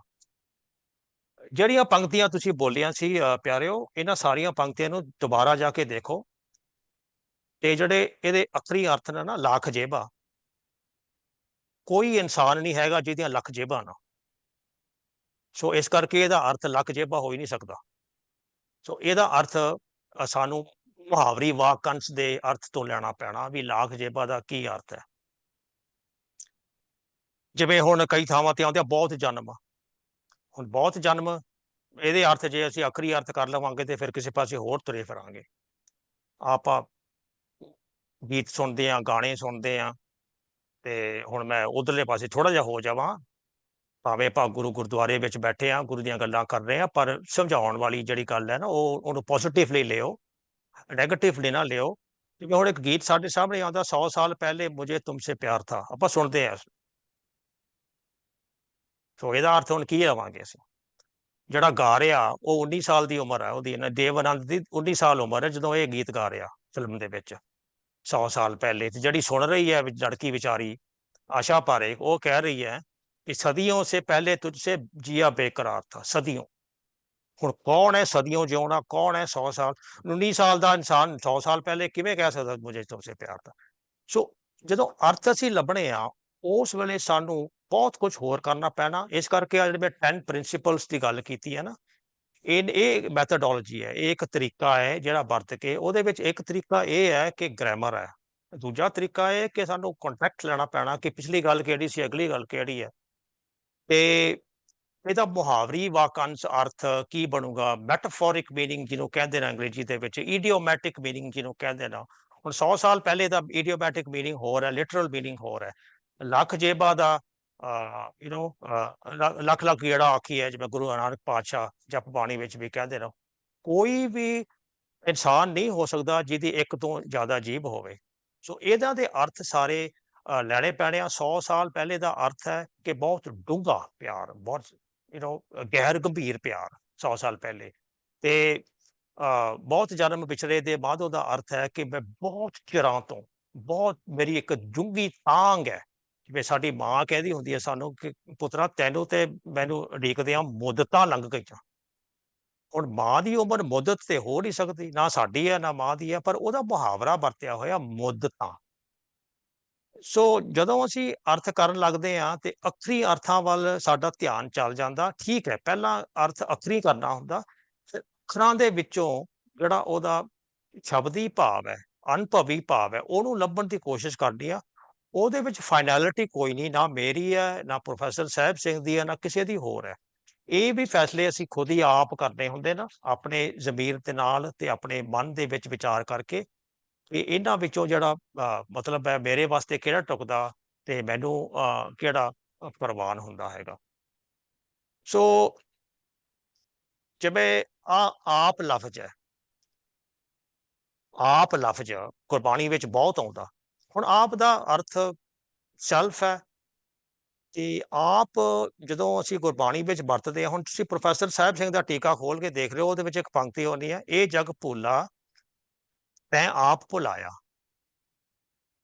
ਇੱਕ ਵਾਰੀ ਫਿਰ ਬੋਲਦੇ ਹਾਂ ਪੰਕਤੀ, ਸੋਚੋ ਥੋੜਾ ਜਿਹਾ। ਇਹ ਜਗ ਭੁੱਲਾ, ਸਿੰਪਲ ਪੰਜਾਬੀ ਹੈ ਕਿ ਜਗ ਭੁੱਲਿਆ ਹੋਇਆ, ਪੁੱਠੇ ਰਾਹ ਪਿਆ ਹੋਇਆ, ਕੁਰਾਹੇ ਪਿਆ ਹੋਇਆ, ਤੈਂ ਆਪ ਭੁਲਾਇਆ।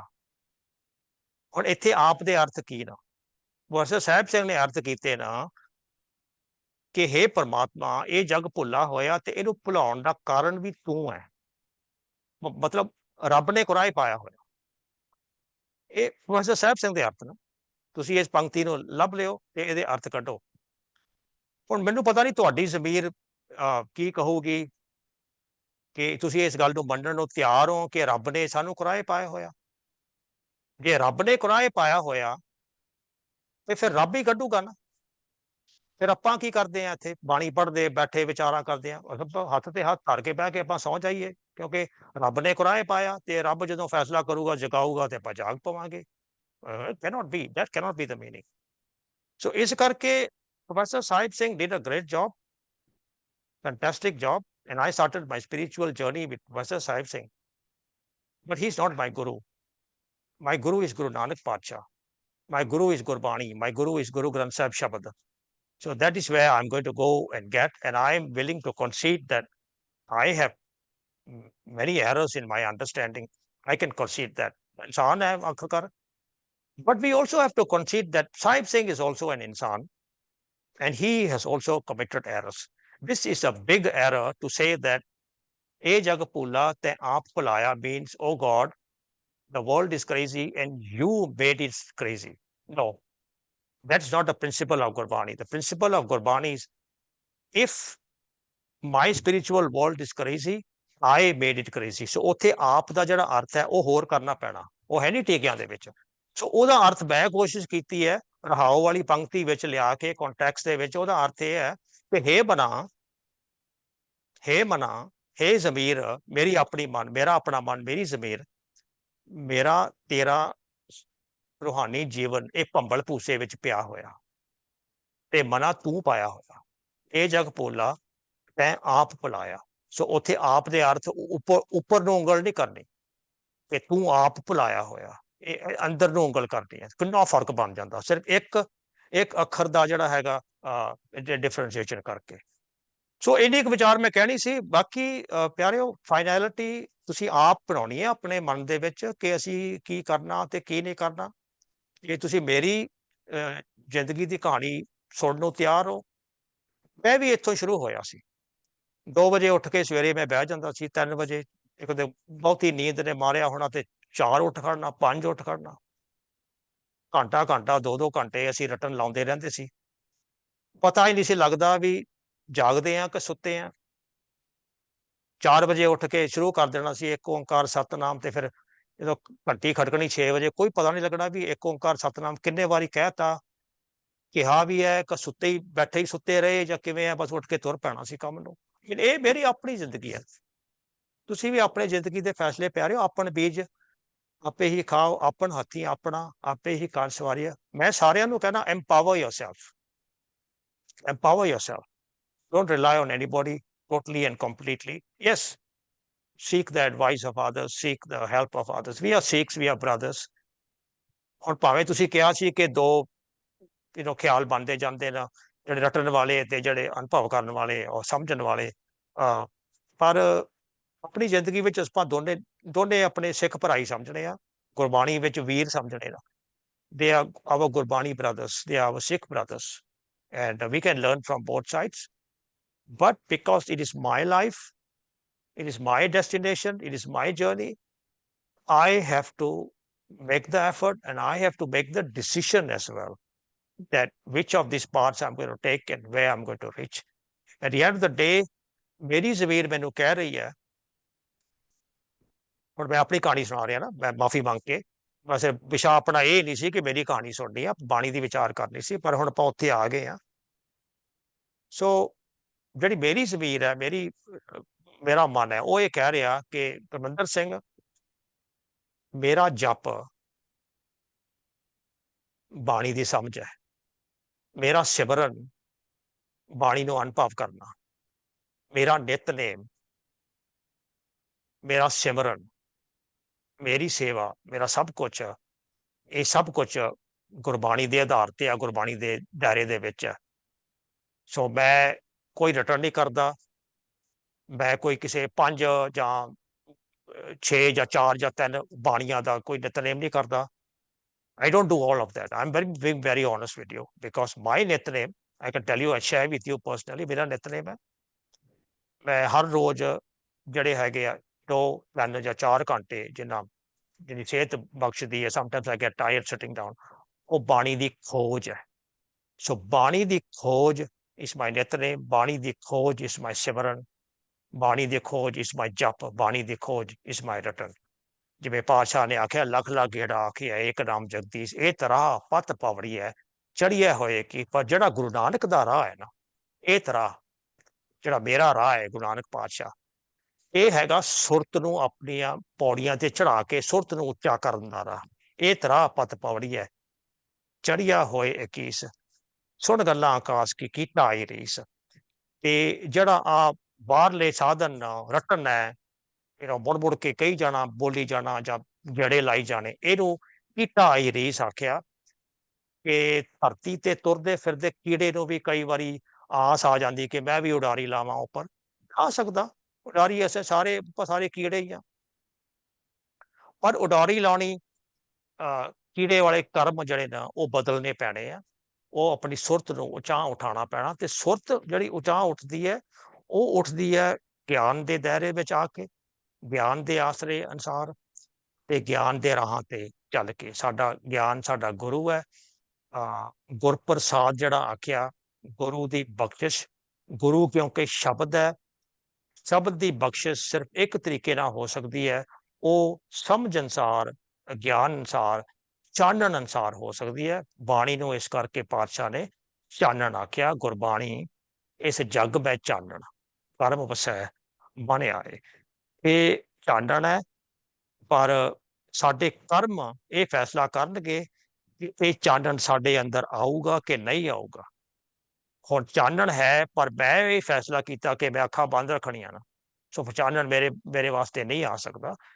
ਸੋ ਇਹ ਕਰਮ ਵਸੈ ਦਾ ਭਾਵ ਹੈ ਕਿ ਸਾਡੇ ਕਰਮਾਂ ਅਨੁਸਾਰ ਫੈਸਲਾ ਹੋਣਾ ਕਿ ਸਾਡੇ ਅੰਦਰ ਇਹ ਚਾਨਣ ਦਾ ਪ੍ਰਵੇਸ਼, ਪ੍ਰਕਾਸ਼ ਹੋਣਾ ਕਿ ਨਹੀਂ ਹੋਣਾ।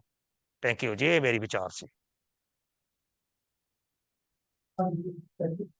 आपने कुछ लाइना ट्रेडिशन आकर बिल्कुल सच्ची गल है।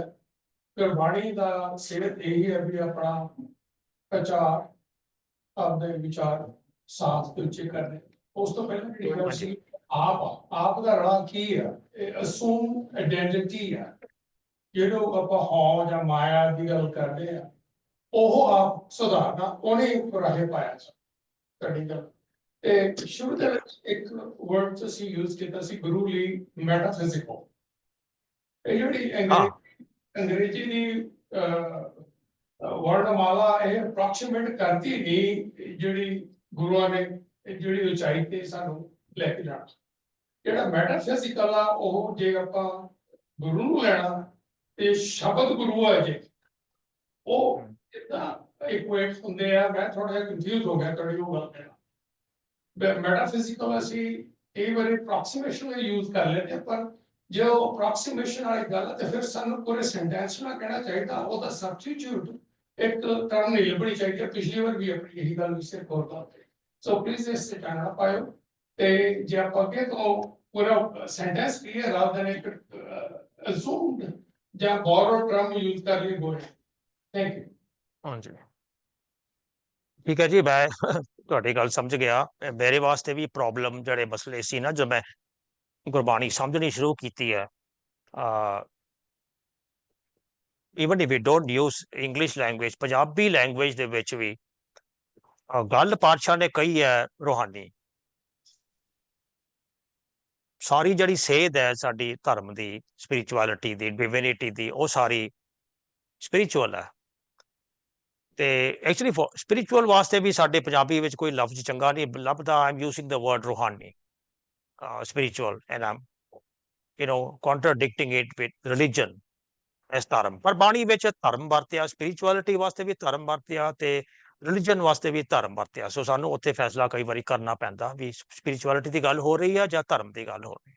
ਸਗਲ ਧਰਮ ਮੈਂ ਸ੍ਰੇਸ਼ਟ ਧਰਮ, ਹਰ ਕੋ ਨਾਮ ਜਪ ਨਿਰਮਲ ਕੰਮ। ਇੱਥੇ ਹੁਣ ਸਪਿਰਿਚੁਅਲਿਟੀ ਦੀ ਗੱਲ ਹੋ ਰਹੀ ਹੈ, ਇੱਥੇ ਰਿਲੀਜਨ ਦੀ ਗੱਲ ਨਹੀਂ ਹੋ ਰਹੀ, and so on. Okay, anyway, so ਜਿਹੜੀ ਮੈਸੇਜ ਹੈ, ਜਿਹੜਾ ਉਪਦੇਸ਼ ਹੈ ਗੁਰਬਾਣੀ ਵਿੱਚ, ਉਹ ਹੈਗਾ ਰੂਹਾਨੀ, ਸਪਿਰਿਚੁਅਲ ਹੈ। ਪਰ ਰੂਹਾਨੀਅਤ ਦੀ ਆਪਣੀ ਕੋਈ ਬੋਲੀ ਹੈ ਨਹੀਂ, ਆਪਣੀ ਕੋਈ ਸ਼ਬਦਾਵਲੀ ਹੈ ਨਹੀਂ, ਆਪਣੀ ਕੋਈ ਵੋਕੈਬਲਰੀ ਹੈ ਨਹੀਂ ਰੂਹਾਨੀਅਤ ਦੀ। ਸੋ ਇਸ ਕਰਕੇ ਜਿਹੜੀ ਸ਼ਬਦਾਵਲੀ ਵਰਤਣੀ ਪੈਣੀ ਹੈ ਜਾਂ ਵਰਤੀ ਹੈ, ਉਹ ਹੈਗੀ ਆ ਦੁਨਿਆਵੀ, ਜਿਹਨੂੰ ਆਪਾਂ ਟੈਂਪੋਰਲ ਲੈਂਗੁਏਜ ਕਹਿੰਦੇ ਆ। ਤੇ ਕਈ ਵਾਰੀ ਵੀ ਯੂਜ਼ ਦਾ ਵਰਡ ਫਿਗਰੇਟਿਵ ਸਪੀਚ, ਮੈਟਾਫੋਰਿਕਲ ਸਪੀਚ, ਇਡੀਓਮੈਟਿਕ ਸਪੀਚ, ਕਈ ਸਾਡੇ ਕੋਲ ਟਰਮਸ ਨਾ। ਪਰ ਫਰਕ ਇੰਨਾ ਹੀ ਹੈ ਵੀ ਜਿਹੜੀ ਗੱਲ ਕਹੀ ਜਾ ਰਹੀ ਹੈ, ਉਹ ਕਹੀ ਜਾ ਰਹੀ ਹੈ ਦੁਨਿਆਵੀ ਬੋਲੀ ਵਿੱਚ, ਇਨ ਦ ਸੈਂਸ ਆਫ ਟੈਂਪੋਰਲ ਲੈਂਗੁਏਜ। ਪਰ ਉਹਦਾ ਭਾਵ ਜਿਹੜਾ ਉਹ ਟੈਂਪੋਰਲ ਵਾਸਤੇ ਨਹੀਂ ਹੈਗਾ, ਉਹਦੀ ਭਾਵ ਰੂਹਾਨੀ ਹੈ। ਸੋ ਇੱਥੇ ਸਾਨੂੰ ਆਪਣੀ ਸਮਝ ਥੋੜਾ ਜ਼ੋਰ ਪਾਉਣਾ ਪੈਂਦਾ to make the leap from the literal temporal language to the spiritual language. I haven't gone into English yet. I'm just speaking Punjabi. Within Punjabi itself, we have this kind of a terms. ਜਿਵੇਂ ਹੁਣ ਦੁਨਿਆਵੀ ਬੋਲੀ ਹੈ, ਪਿਓ ਤੋਂ ਪ੍ਰੇਮ ਖੇਲਣ ਕਾ ਚਾਓ, ਇਹ ਦੁਨਿਆਵੀ ਬੋਲੀ ਹੈ। ਦੁਨੀਆ ਦੇ ਲਫ਼ਜ਼ ਨਾ, ਪ੍ਰੇਮ ਦੁਨੀਆ ਦਾ ਲਫ਼ਜ਼ ਹੈ। ਪਰ ਹੁਣ ਜਦੋਂ ਆਪਾਂ ਪ੍ਰੇਮ ਨੂੰ ਰੂਹਾਨੀ ਤੌਰ ਤੇ ਸਮਝਣਾ, ਉੱਥੇ ਕੁਝ ਗੱਲ ਹੋਰ ਬਣਨੀ ਹੈ। The English word for that would be devotion, ਭਗਤੀ ਕਹਿੰਦੇ ਆ। ਜੋ ਤੋਂ ਪ੍ਰੇਮ ਖੇਲਣ ਕਾ ਚਾਓ, ਉਹ ਸਿਰ ਧਰ ਗਲੀ ਗਲੀ ਮੋਰੀ ਆਓ। ਹੁਣ ਕੌਣ ਹੈ ਜਿਹੜਾ ਆਪਣਾ ਸਿਰ ਵੱਢ ਕੇ ਆਪਣੀ ਤਲੀ ਤੇ ਰੱਖ, ਕਿਸੇ ਦੁਨਿਆਵੀ ਗੱਲਾਂ ਦਾ, ਦੁਨਿਆਵੀ ਬੋਲੀ ਹੈ। ਪਰ ਇਹਦਾ ਮੈਸੇਜ ਦੁਨਿਆਵੀ ਨਹੀਂ ਹੈਗਾ, ਕਿਉਂਕਿ ਜੇ ਇਹਦਾ ਮੈਸੇਜ ਟੈਂਪੋਰਲ ਹੋਵੇ, ਫਿਰ ਤਾਂ ਅਰਥ ਉਹੀ ਬਣਿਆ ਵੀ ਸਿਰ ਵੱਢੋ ਸਾਰੇ ਆਪਣਾ ਤੇ ਤਲੀ ਤੇ ਰੱਖੋ। That is not the message. The message is spiritual. So ਬੋਲੀ ਦੁਨਿਆਵੀ ਟੈਂਪੋਰਲ ਹੈ ਤੇ ਮੈਸੇਜ ਜਿਹੜਾ ਹੈਗਾ ਉਹ ਰੂਹਾਨੀ ਹੈ। ਸੋ ਇੱਥੇ ਸਾਨੂੰ ਕੁਝ ਆਪਣੇ ਜ਼ਮੀਰ ਤੇ ਨਾ, ਦਿਮਾਗ ਤੇ ਥੋੜਾ ਜ਼ੋਰ ਪਾਉਣਾ ਪੈਂਦਾ ਕਿ ਗੱਲ ਸਾਡੇ ਸਮਝ ਵਿੱਚ ਆ ਜਾਵੇ। ਤੇ ਹੋਰ ਬਾਣੀ ਪੜ੍ਹਨੀ ਪੈਂਦੀ ਹੈ ਤਾਂ ਕਿ ਜਿਹੜੀ ਪੂਰੀ ਤਰ੍ਹਾਂ ਤੇ ਪੂਰੀ ਤਰੀਕੇ ਨਾਲ ਕੰਪਲੀਟ ਗੱਲ ਹੈ, ਉਹ ਸਾਡੀ ਸਮਝ ਵਿੱਚ ਆ ਜਾਵੇ। ਇਸ ਕਰਕੇ ਮੈਂ ਕਿਹਾ ਕਿ ਮੇਰਾ ਸਿਮਰਨ, ਮੇਰਾ ਜਪ, ਮੇਰਾ ਨਿਤਨੇਮ, ਮੇਰੀ ਸੇਵਾ, ਸਾਰਾ ਗੁਰਬਾਣੀ ਦੀ ਸਮਝ ਵਿੱਚ ਲੱਗਿਆ ਹੋਇਆ। ਸੋ ਮੇਰਾ ਟਾਈਮ ਵੀ ਬਹੁਤਾ ਧਾਰਮਿਕ ਟਾਈਮ ਕਹਿ ਲਓ ਜਾਂ ਰੂਹਾਨੀ ਟਾਈਮ ਕਹਿ ਲਓ, ਮਤਲਬ ਜਿਨ੍ਹਾਂ ਸਮਿਆਂ ਵਿੱਚ ਮੈਂ ਕੰਮ ਤੇ ਨਹੀਂ ਜਾਂਦਾ ਜਾਂ ਹੋਰ ਮੈਂ ਘਰੋਂ ਕੰਮ ਨਹੀਂ ਕਰਦਾ, ਉਹ ਰੂਹਾਨੀ ਟਾਈਮ ਦੇ ਵਿੱਚ ਤਕਰੀਬਨ 99% ਸਾਰਾ ਟਾਈਮ ਗੁਰਬਾਣੀ ਦੀ ਸਮਝ ਤੇ ਅਨੁਭਵ ਕਰਨ ਤੇ ਲਾਇਆ ਹੁੰਦਾ। ਸੋ ਨਾਓ ਜਦੋਂ ਆਪਾਂ ਟਰਾਂਸਲੇਸ਼ਨ ਕਰਦੇ ਹਾਂ, ਇਹ ਪ੍ਰੋਬਲਮ ਹੋਰ ਵੀ ਵੱਧ ਜਾਂਦੀ ਹੈ। ਕਿਉਂਕਿ ਹੁਣ ਆਹ ਟਰਾਂਸਲੇਸ਼ਨ ਕਿਸ ਤਰ੍ਹਾਂ ਸਿਰ ਧਰ ਤਲੀ ਗਲੀ ਮਰੇ ਆਓ, ਇਹਦਾ ਹੁਣ ਕੀ ਆਪਾਂ ਟਰਾਂਸਲੇਸ਼ਨ ਕਰਾਂਗੇ? Cut your head, put on your palm. It doesn't make any sense. So I share your issue. I share your concern. I have gone through the same process, ਪਿਆਰਿਓ। but ਇਹ ਸਾਡੀ ਸਿੱਖੀ ਦਾ ਰਾਹ ਹੈ। ਗੁਰੂ ਨਾਨਕ ਦੀ ਸਿੱਖੀ ਹੈ ਨਾ ਜਿਹੜੀ, ਉਹਦੀ ਬਿਊਟੀ, ਉਹਦੀ ਵਿਲੱਖਣਤਾ, ਉਹਦੀ ਸੁਹੱਪਣ ਜਿਹੜਾ ਹੈਗਾ ਉਹਦੇ ਵਿੱਚ, ਜਿਹੜੀ ਖਿੱਚ ਹੈ, ਜਿਹੜੀ ਤਸੀਰ ਹੈ, ਮੇਰੇ ਵਾਸਤੇ, ਤੁਹਾਡੇ ਵਾਸਤੇ ਵੀ ਚਾਹੀਦੀ ਹੈ, ਉਹ ਬਸ ਇਹਨਾਂ ਗੱਲਾਂ ਦੇ ਵਿੱਚ ਹੈ ਕਿ ਡੂੰਘਾਈ ਵਿੱਚ ਜਾ ਕੇ ਇਹ ਸਮਝਣਾ ਕਿ ਦਰਅਸਲ ਪਾਤਸ਼ਾਹ ਕਹਿ ਕੀ ਰਹੇ ਨੇ ਇੱਥੇ। ਹੁਣ ਆਈ ਗੱਲ what like metaphysical, is contrasted to physical. It's difficult because metaphysical ਦਾ ਜਿਹੜਾ contextual meaning ਆ within the sciences in English language, ਉਹ ਕੁਝ ਹੋਰ ਹੈ। But here I'm forced to use metaphysical because I want to say something that is not physical. ਹੁਣ ਜਿਹਦਾ ਗੁਰੂ, Punjabi word would be sarirak for physical. And metaphysical, we don't have a Punjabi word, so we'll say sarir nahi. So ਹੁਣ ਜਿਨ੍ਹਾਂ ਦਾ ਗੁਰੂ ਸਰੀਰ ਹੈ, ਉਹ ਚੇਲੇ ਵੀ ਫਿਰ ਸਰੀਰਕ ਤੌਰ ਤੇ ਹੀ ਹੋਣਗੇ। That's my understanding.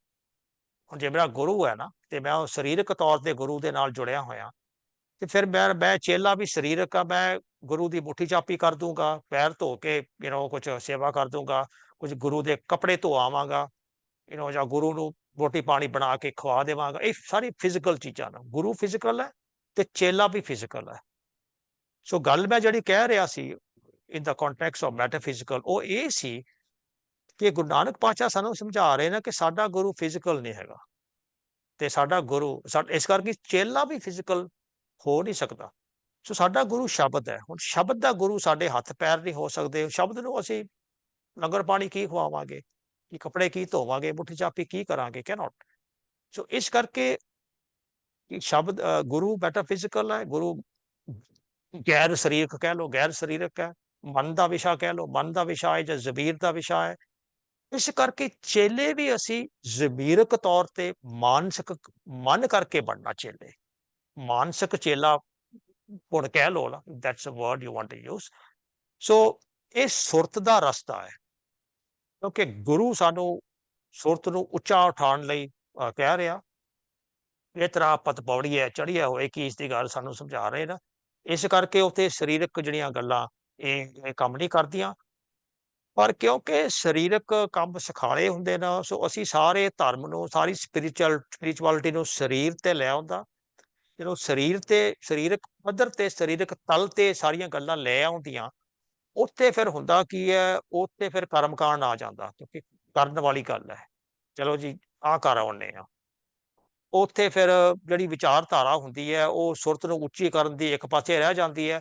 ਉੱਥੇ ਫਿਰ ਇਹ ਸਵਾਲ ਆ ਜਾਏ ਕਿ ਮੈਂ ਪਾਠ ਕਿੰਨੇ ਘੰਟੇ ਸੁਣ ਕੇ ਆਇਆ, ਜਾਂ ਮੈਂ ਸੇਵਾ ਕਿੰਨੇ ਘੰਟੇ ਕੀਤੀ ਹੈ। ਸਾਰਾ ਕੁਝ ਫਿਜ਼ੀਕਲ ਇਕੁਏਸ਼ਨ ਦੇ ਵਿੱਚ ਪਾ ਕੇ ਨਾ ਇਹ ਕੰਮ ਸਿਖਾਲਾ। And I think a lot of us like to do that, because that's very possible. ਮੈਂ ਨਹੀਂ ਕਹਿੰਦਾ ਕਿ don't do that, please go ahead and do that if you enjoy that very much. ਕਿ ਮੈਂ 2 ਘੰਟੇ ਹਰ ਹਫਤੇ ਨਾ, ਮੈਂ 2 ਘੰਟੇ ਭਾਂਡੇ ਮਾਂਜਣੇ ਆ, ਮੈਂ ਝਾੜੂ ਲਾਉਣਾ, ਵਟ ਐਵਰ ਇਟ ਇਜ਼, ਸਰੀਰਕ ਹੈ, ਫਿਜ਼ੀਕਲ ਹੈ, ਕਰੋ। ਬਟ ਜਿਹੜਾ ਅਸਲ ਧਰਮ ਦਾ ਰਾਹ ਹੈ, ਰੂਹਾਨੀ ਰਾਹ ਹੈ, ਉਹ ਰੂਹਾਨੀ ਹੈ। ਤੇ ਕਿਉਂਕਿ ਸਾਡਾ ਗੁਰੂ ਜਿਹੜਾ ਸ਼ਬਦ ਹੈ, I hope I help you in some way Sardar ji in understanding the difficulty, the complexity in trying to understand literal language and to take out spiritual messages from within that spiritual message. ਬਾਦਸ਼ਾਹ ਕਹਿੰਦੇ ਨਾ, ਹਰ ਹਟ ਵੀ ਤੂੰ ਕਰੇ, ਬੋਲੇ ਢੱਲੀ ਬਾਣ। ਹਲਟ ਜਿਹੜਾ ਬੋਲਦਾ ਉਹ ਵੀ ਤੂੰ ਕਰਦਾ। ਹੁਣ ਇਹਦਾ ਫਿਜ਼ੀਕਲ, ਇਹ ਲਿਟਰਲ ਲੈਂਗੁਏਜ ਹੈ। ਪਰ ਨਾ ਇਹ ਗੱਲ ਹਲਟ ਨੂੰ ਕਹੀ ਜਾ ਰਹੀ ਹੈ, ਨਾ ਇਹ ਗੱਲ ਕਿਸੇ ਖੇਤੀਬਾੜੀ ਕਰਨ ਵਾਲੇ ਨੂੰ ਕਹੀ ਜਾ ਰਹੀ ਹੈ। ਇਹ ਰੂਹਾਨੀ ਗੱਲ ਹੈ ਕਿ ਸੁਰਤ ਇੰਨੀ ਉੱਚੀ ਉੱਠ ਜਾਵੇ ਕਿ ਜੋ ਵੀ ਸੁਣਾਈ ਦਿੰਦਾ। ਇਹ ਪਾਤਸ਼ਾਹ ਰਾਮਦਾਸ ਪਾਤਸ਼ਾਹ ਵੀ ਕਹਿੰਦੇ ਨਾ, ਜੋ ਬੋਲਤ ਹੈ ਬਿਰਗ ਮੀਨ ਪੰਖੇਰੂ। ਹੁਣ ਸਾਨੂੰ ਤੇ ਪਤਾ ਹੀ ਨਹੀਂ ਕਿ ਮੱਛੀ ਬੋਲਦੀ ਹੁੰਦੀ ਆ ਕਿ ਪੰਖੀ ਤਾਂ ਸੁਣਦੇ ਨਾ। ਪਰ ਇੱਕ ਅਵਸਥਾ ਮੈਂਟਲ ਲੈਵਲ ਦੀ ਇੱਥੇ ਆ ਜਾਂਦੀ ਹੈ। ਲਿਟਰਲ ਤੋਂ ਸਪਿਰਿਚੁਅਲ ਦਾ ਮੀਨਿੰਗ ਮੈਂ ਕੱਢਣ ਲੱਗਾ ਕੋਸ਼ਿਸ਼ ਕਰਕੇ। ਲਿਟਰਲ ਇਹ ਹੀ ਹੈ ਕਿ ਹਲਹਟ ਬੋਲਦਾ ਉਹ ਵੀ ਤੂੰ ਕਰਦਾ, ਮੇਨ ਮੱਛੀ ਬੋਲਦੀ ਹੈ, ਪੰਖੀ ਬੋਲਦੇ ਨਾ। ਜੋ ਬੋਲਤ ਹੈ ਬਿਰਗ ਮੇਨ ਪੰਖੇਰੂ, ਸੋ ਹਰ ਬੋਲਤ। ਉਹ ਅਵਸਥਾ ਲੈਵਲ ਸੁਰਤ ਦੀ ਇੱਥੇ ਪਹੁੰਚ ਜਾਵੇ that everything that we hear it in divine terms, as the voice of divinity with it. ਇਹ spiritual message ਹੈ, ਉਹ literal language ਦੇ ਵਿੱਚ। Thank you. I hope I helped you in some way or other, Pyareo. Thank you, Ji. May I ask another question, please? Sure. Indeed. So three points I just want to ask about. First of all, I want to thank you so much for your translations. This is perhaps the most accessible translation that I've encountered in my life, and I think it would be a great service to have your translations be projected in preference to other translations, at least for the piece that we've spoken about today. So thank you for that. I assume when you that you were speaking, when you said conscience, I assume that you meant consciousness rather than conscience. Is that correct? Yeah. Yeah, that was the first one. Yes. Very simple. Second one, when we were discussing this Raat Koi Dai Daya, Khele Sagal Jagat, this, you mentioned that the hukam is internal. So I want to propose that, that also the hukam is external. Right. And that playfulness with our Haji. environment and you having the world be our teacher is a corollary to what you said. And so I wanted to get your thoughts on that as the second point. Third one? The third one has to do with your discussion on karma and karma. Haji.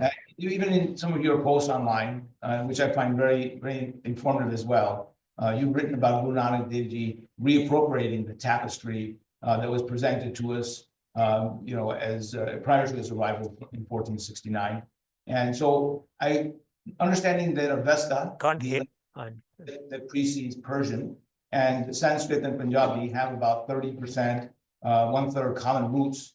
I would suggest, I would ask you to speak to the concept that karma, divested of the concepts of reincarnation, karma implying simply individual proclivities to certain approaches to surg, that might also hold some value in addition to the concept of karma from Persian.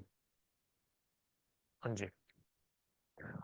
Okay, yeah, thank you very much. The first, I think I've already answered.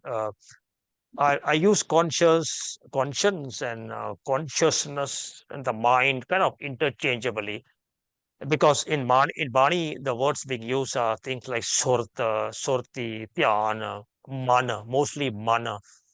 Man comes with an onkad, man comes with a syari, and it's very difficult to actually pinpoint in which part Pasha is referring to the conscience or the consciousness or the mind.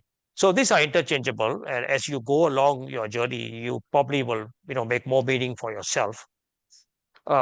Second is hukam is internal. If I got it correctly, you were kind of breaking up. I couldn't hear the whole thing, but I did hear some parts of it here and there. Hukam being internal, it's a very core understanding, core concept of Gurbani. Guru Nanak starts off in the first verse by saying, Nanak likhya naal, hukam rajai chalana. Obviously, the question then would be, hukam kithe hai? Because je hun hukam te raza de vich chalana aega. Chalana means to flow, na? Nadi chaldi hai. So you flow in the river of hukam. But you need an understanding. So where is the understanding coming from, and where is the hukum that we need to understand? Pacha says likhya naal. So naal there means internal, it means within, it means with. So it also means the hukum is not elsewhere, it's not outside there, it's not external. And the example that I normally give, maybe it will help us here, is that if you take a seed, the hukum of the seed is within the seed, is inside the seed, is not found outside there. So the farmer understands the hukum of the seed, and then he is able to produce crops to feed himself and to feed, practically the whole world. He couldn't have done that if he didn't understand that the hukum of the seed was actually within the seed. So what is the hukum of the seed? Plant it, in earth, in soil, provide it with water, give it sunlight, and it'll grow, produce a whole tree that will produce fruit, that will produce more seeds to use for future purposes, and so on and so forth. So basically, if you take this into the spiritual sense, then we have to also understand that the hukum of spirituality is also within. So when I mentioned just now that ape bij ape hi kha, that is a hukum that applies to my spirituality within. What I sow in my deeds within myself, within my spiritual journey, is going to produce the outcome. I'm going to reap that also with it. So there is no element of the hukum being external, or the reaping or the rewards being external. The third one, you mentioned about karma and reincarnation. This is a long, complicated subject. So I would request that those who are interested in listening to at least my views on those issues of karma and reincarnation, go to the Sikhi website, sikhivicharforum.org. There's a playlist there that is titled Bani Concepts. I also have a book on it, but you may not have the book. So it's best you go to the website and check out this playlist, Gurbani concepts, selected Gurbani concepts. And then you run down, and I think it's probably video number 5 or 6, and they're all titled. So you can check out if it's 5 or 6, it's reincarnation. And there I provide the verses within Gurbani and also the interpretation of the verses. The theory of karma, in a nutshell, is that, we are here based on certain deeds that we have undertaken in our past life that were either incomplete or, or partial or didn't bear fruit. And therefore, we are here based on the karma to complete the karma or to reap the fruit of that karma or to do some repair work for that karma and so on. That's in a nutshell. I'm not an expert in that, so I'm not giving the whole theory, but just in a nutshell.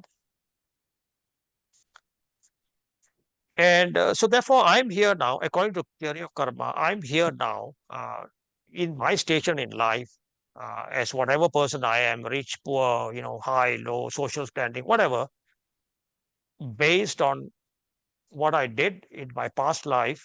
And then what I do now would then determine what happens to me in my afterlife or next life, if you like. And I think when Gurbani, our gurus, were confronted, faced with this issue, they kind of gave us an understanding of it. And one of the most poignant verses of Guru Arjan Pasha is Jab Kach na siyo. Look up this verse, look up the whole Shabad and try and understand it.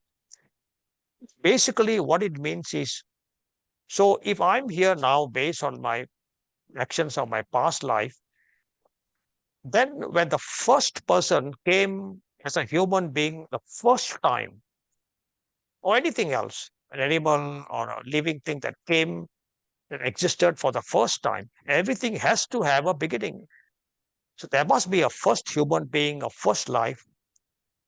What was there in the karma sense that determined the position of that first person? Jab kach na siyo, when there was nothing, when there was no karma being done, nothing being performed. So what was the consideration?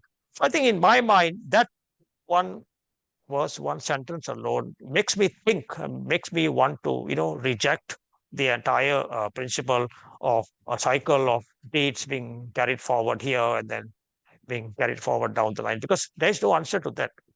Nobody can answer the question, what karma decided the status, the standing of the first human being, the first animal, the first life, and so on and so forth.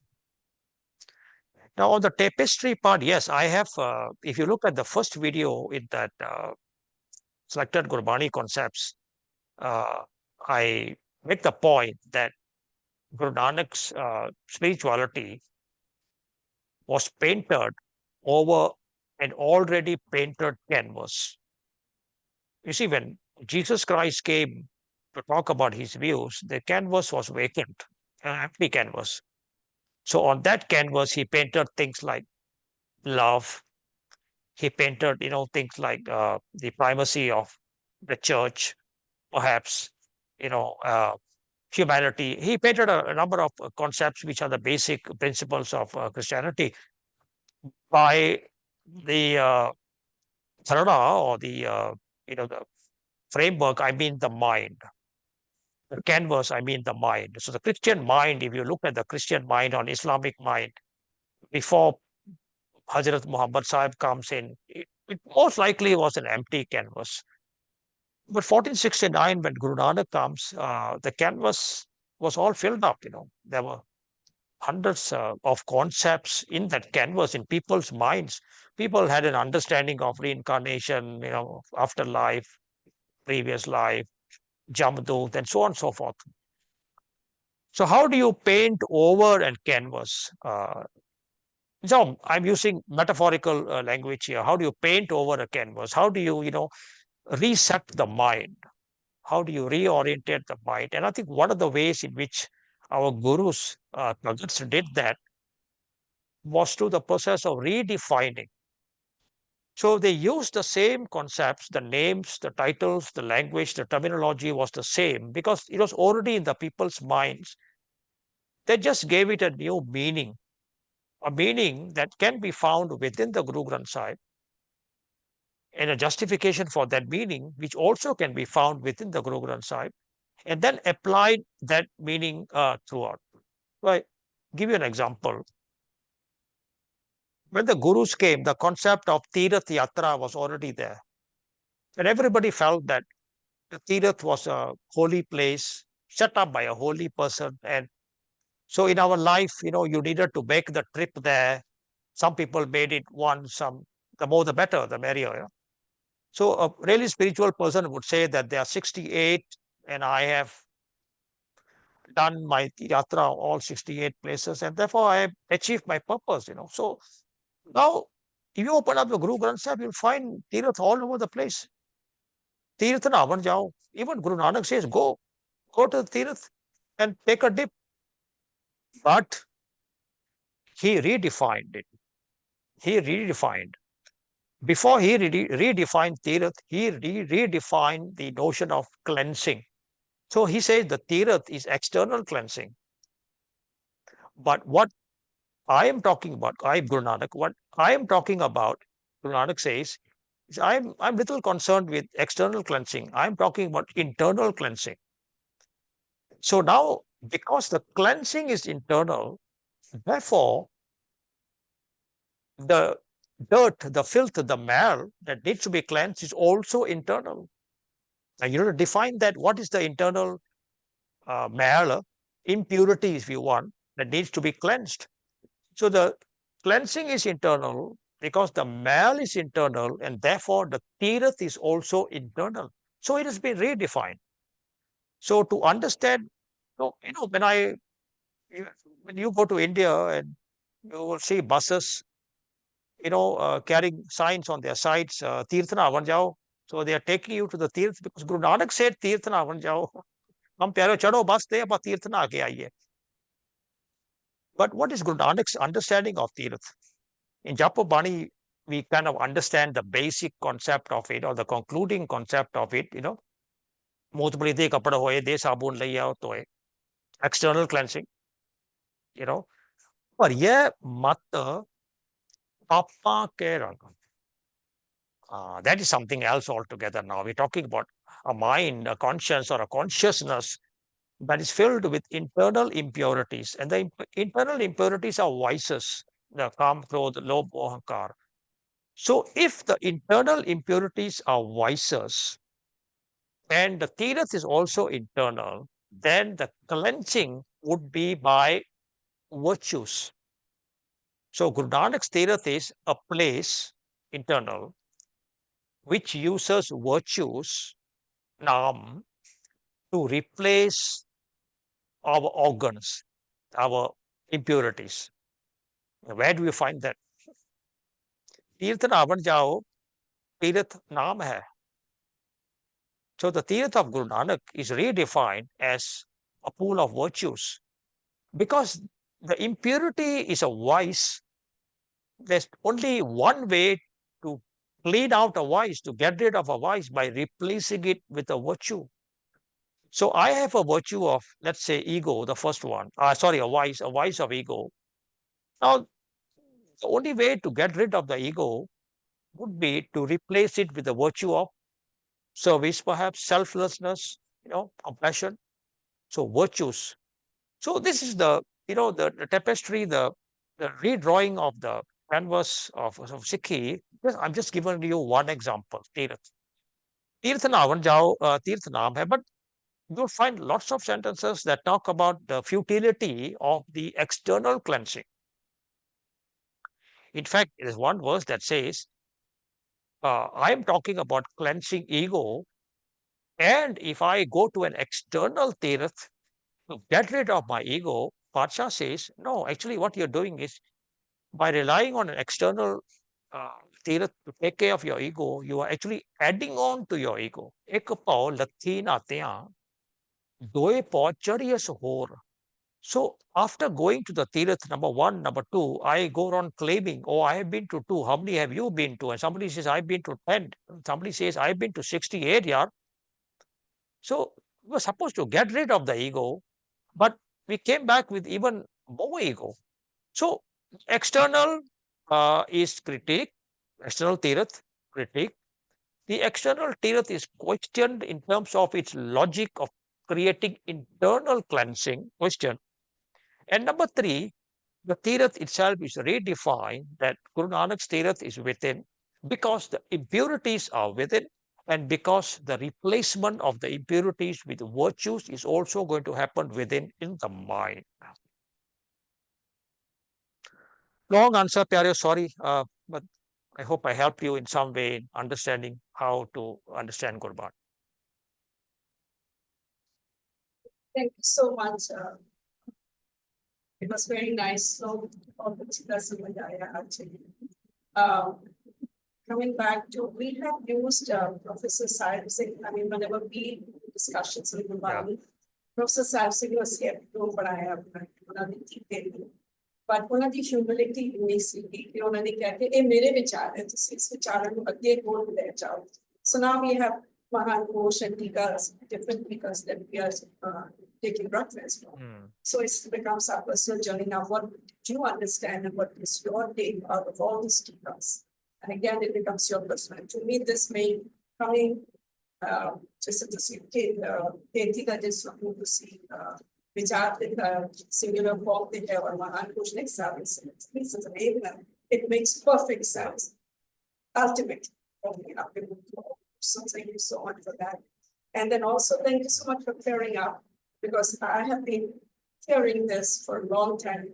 Some things like dissimilar, but you made it so clear today. But it negates the other things what you said today. Because it just negates it. So that also makes perfect sense.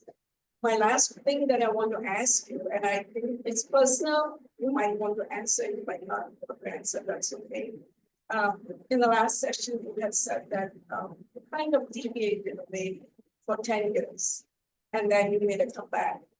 I get a lot of strength from understanding the body and listening to scholars like you who are doing so much research and teaching us.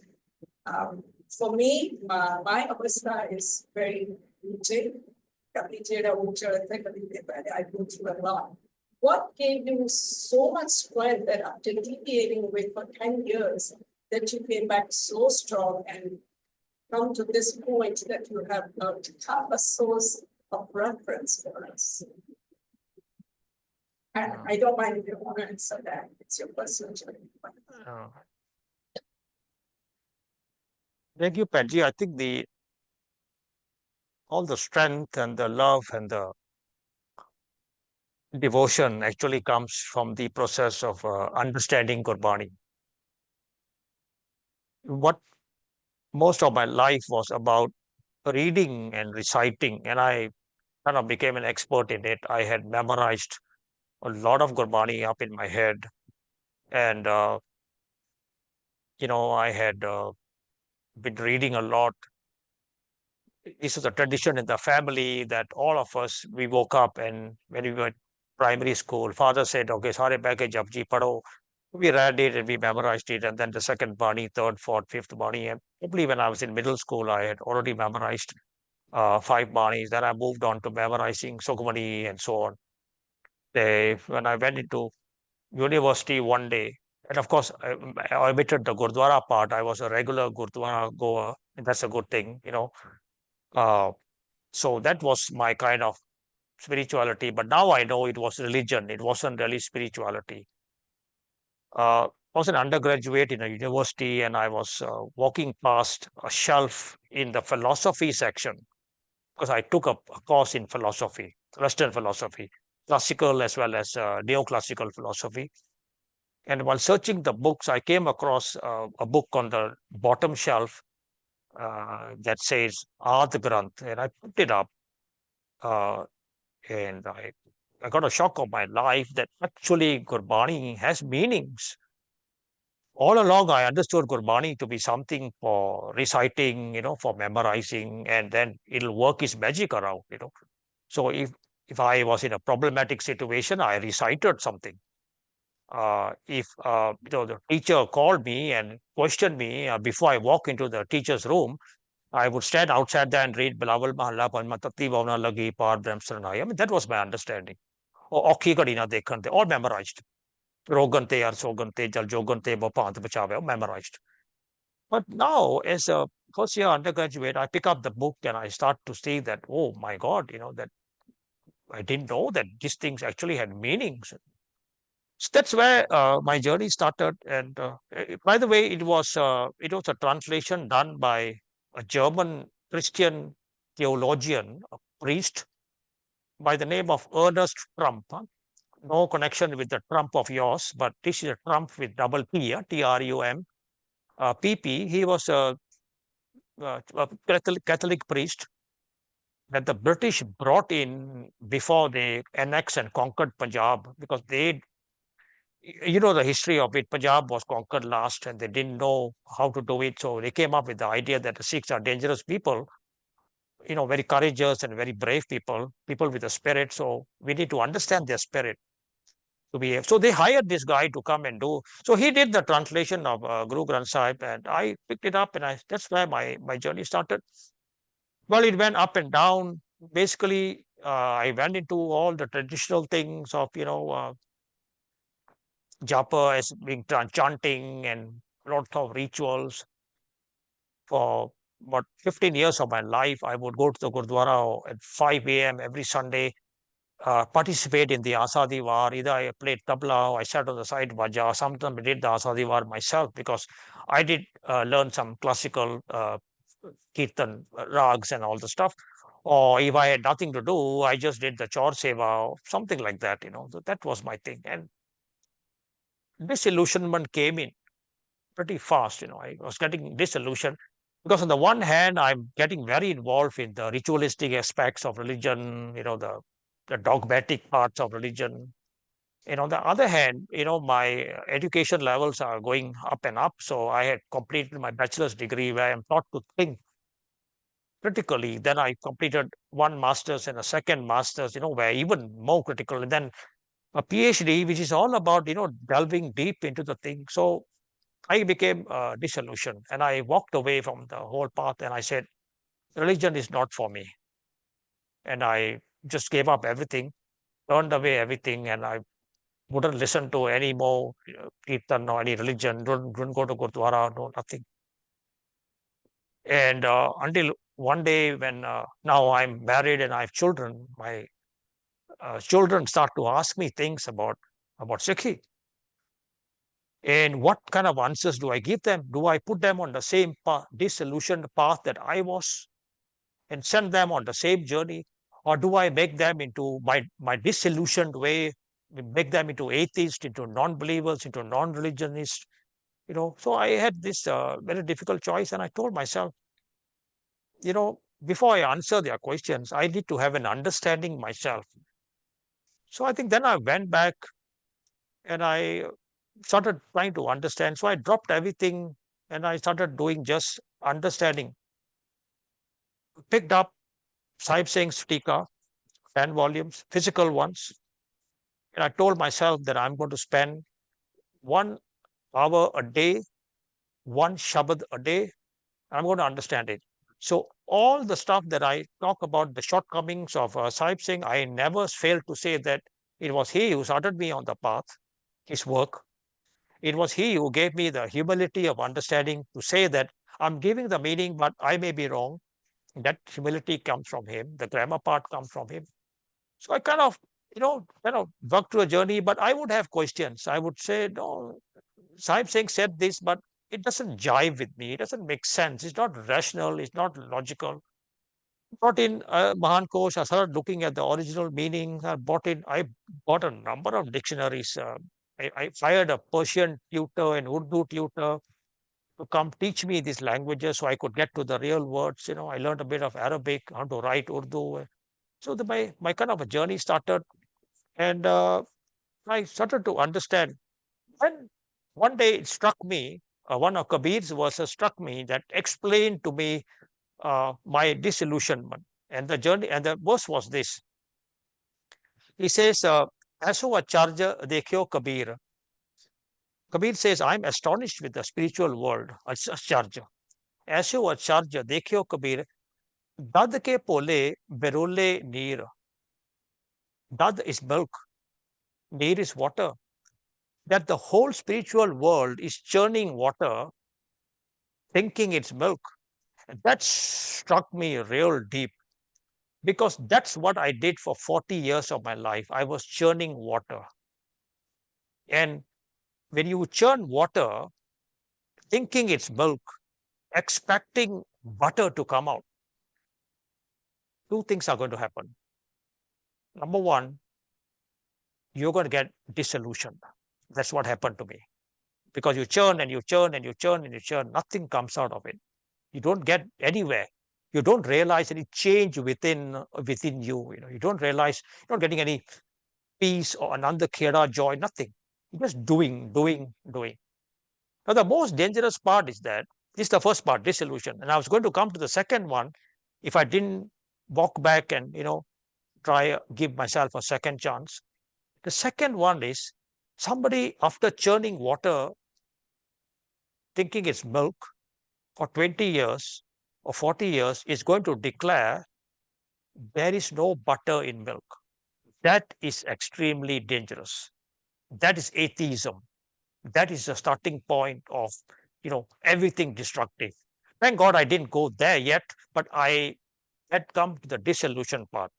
So when we get disillusioned, we do something, repeatedly, many times, and we go back to our granthis, our gyanis, or whoever else it is, pracharaks, and we tell them, Gyanji, Bhai Sahib ji ਆਪ ਤੁਸੀਂ ਦੱਸਿਆ ਸੀ ਨਾ ਸ਼ਬਦ ਪੜਿਆ ਕਰੋ ਮੈਂ ਤੁਸੀਂ ਕਹੇ 40 ਵਾਰ ਪੜੋ ਮੈਂ 400 ਵਾਰ ਪੜਿਆ ਮੈਂ 4000 ਵਾਰ ਪੜਿਆ and he tells you ਬੇਟਾ ਤੂੰ ਨਾ ਸ਼ਰਧਾ ਨਾਲ ਪੜ ਫਿਰ ਪੜ ਜਾ ਕੇ so we went back so somebody giving you a bowl of water and saying this is milk churn it and you keep churning it and you go back and say but sir there's no butter in it and he says no churn it more churn it properly churn it with love churn it with devotion, churn it, with faith.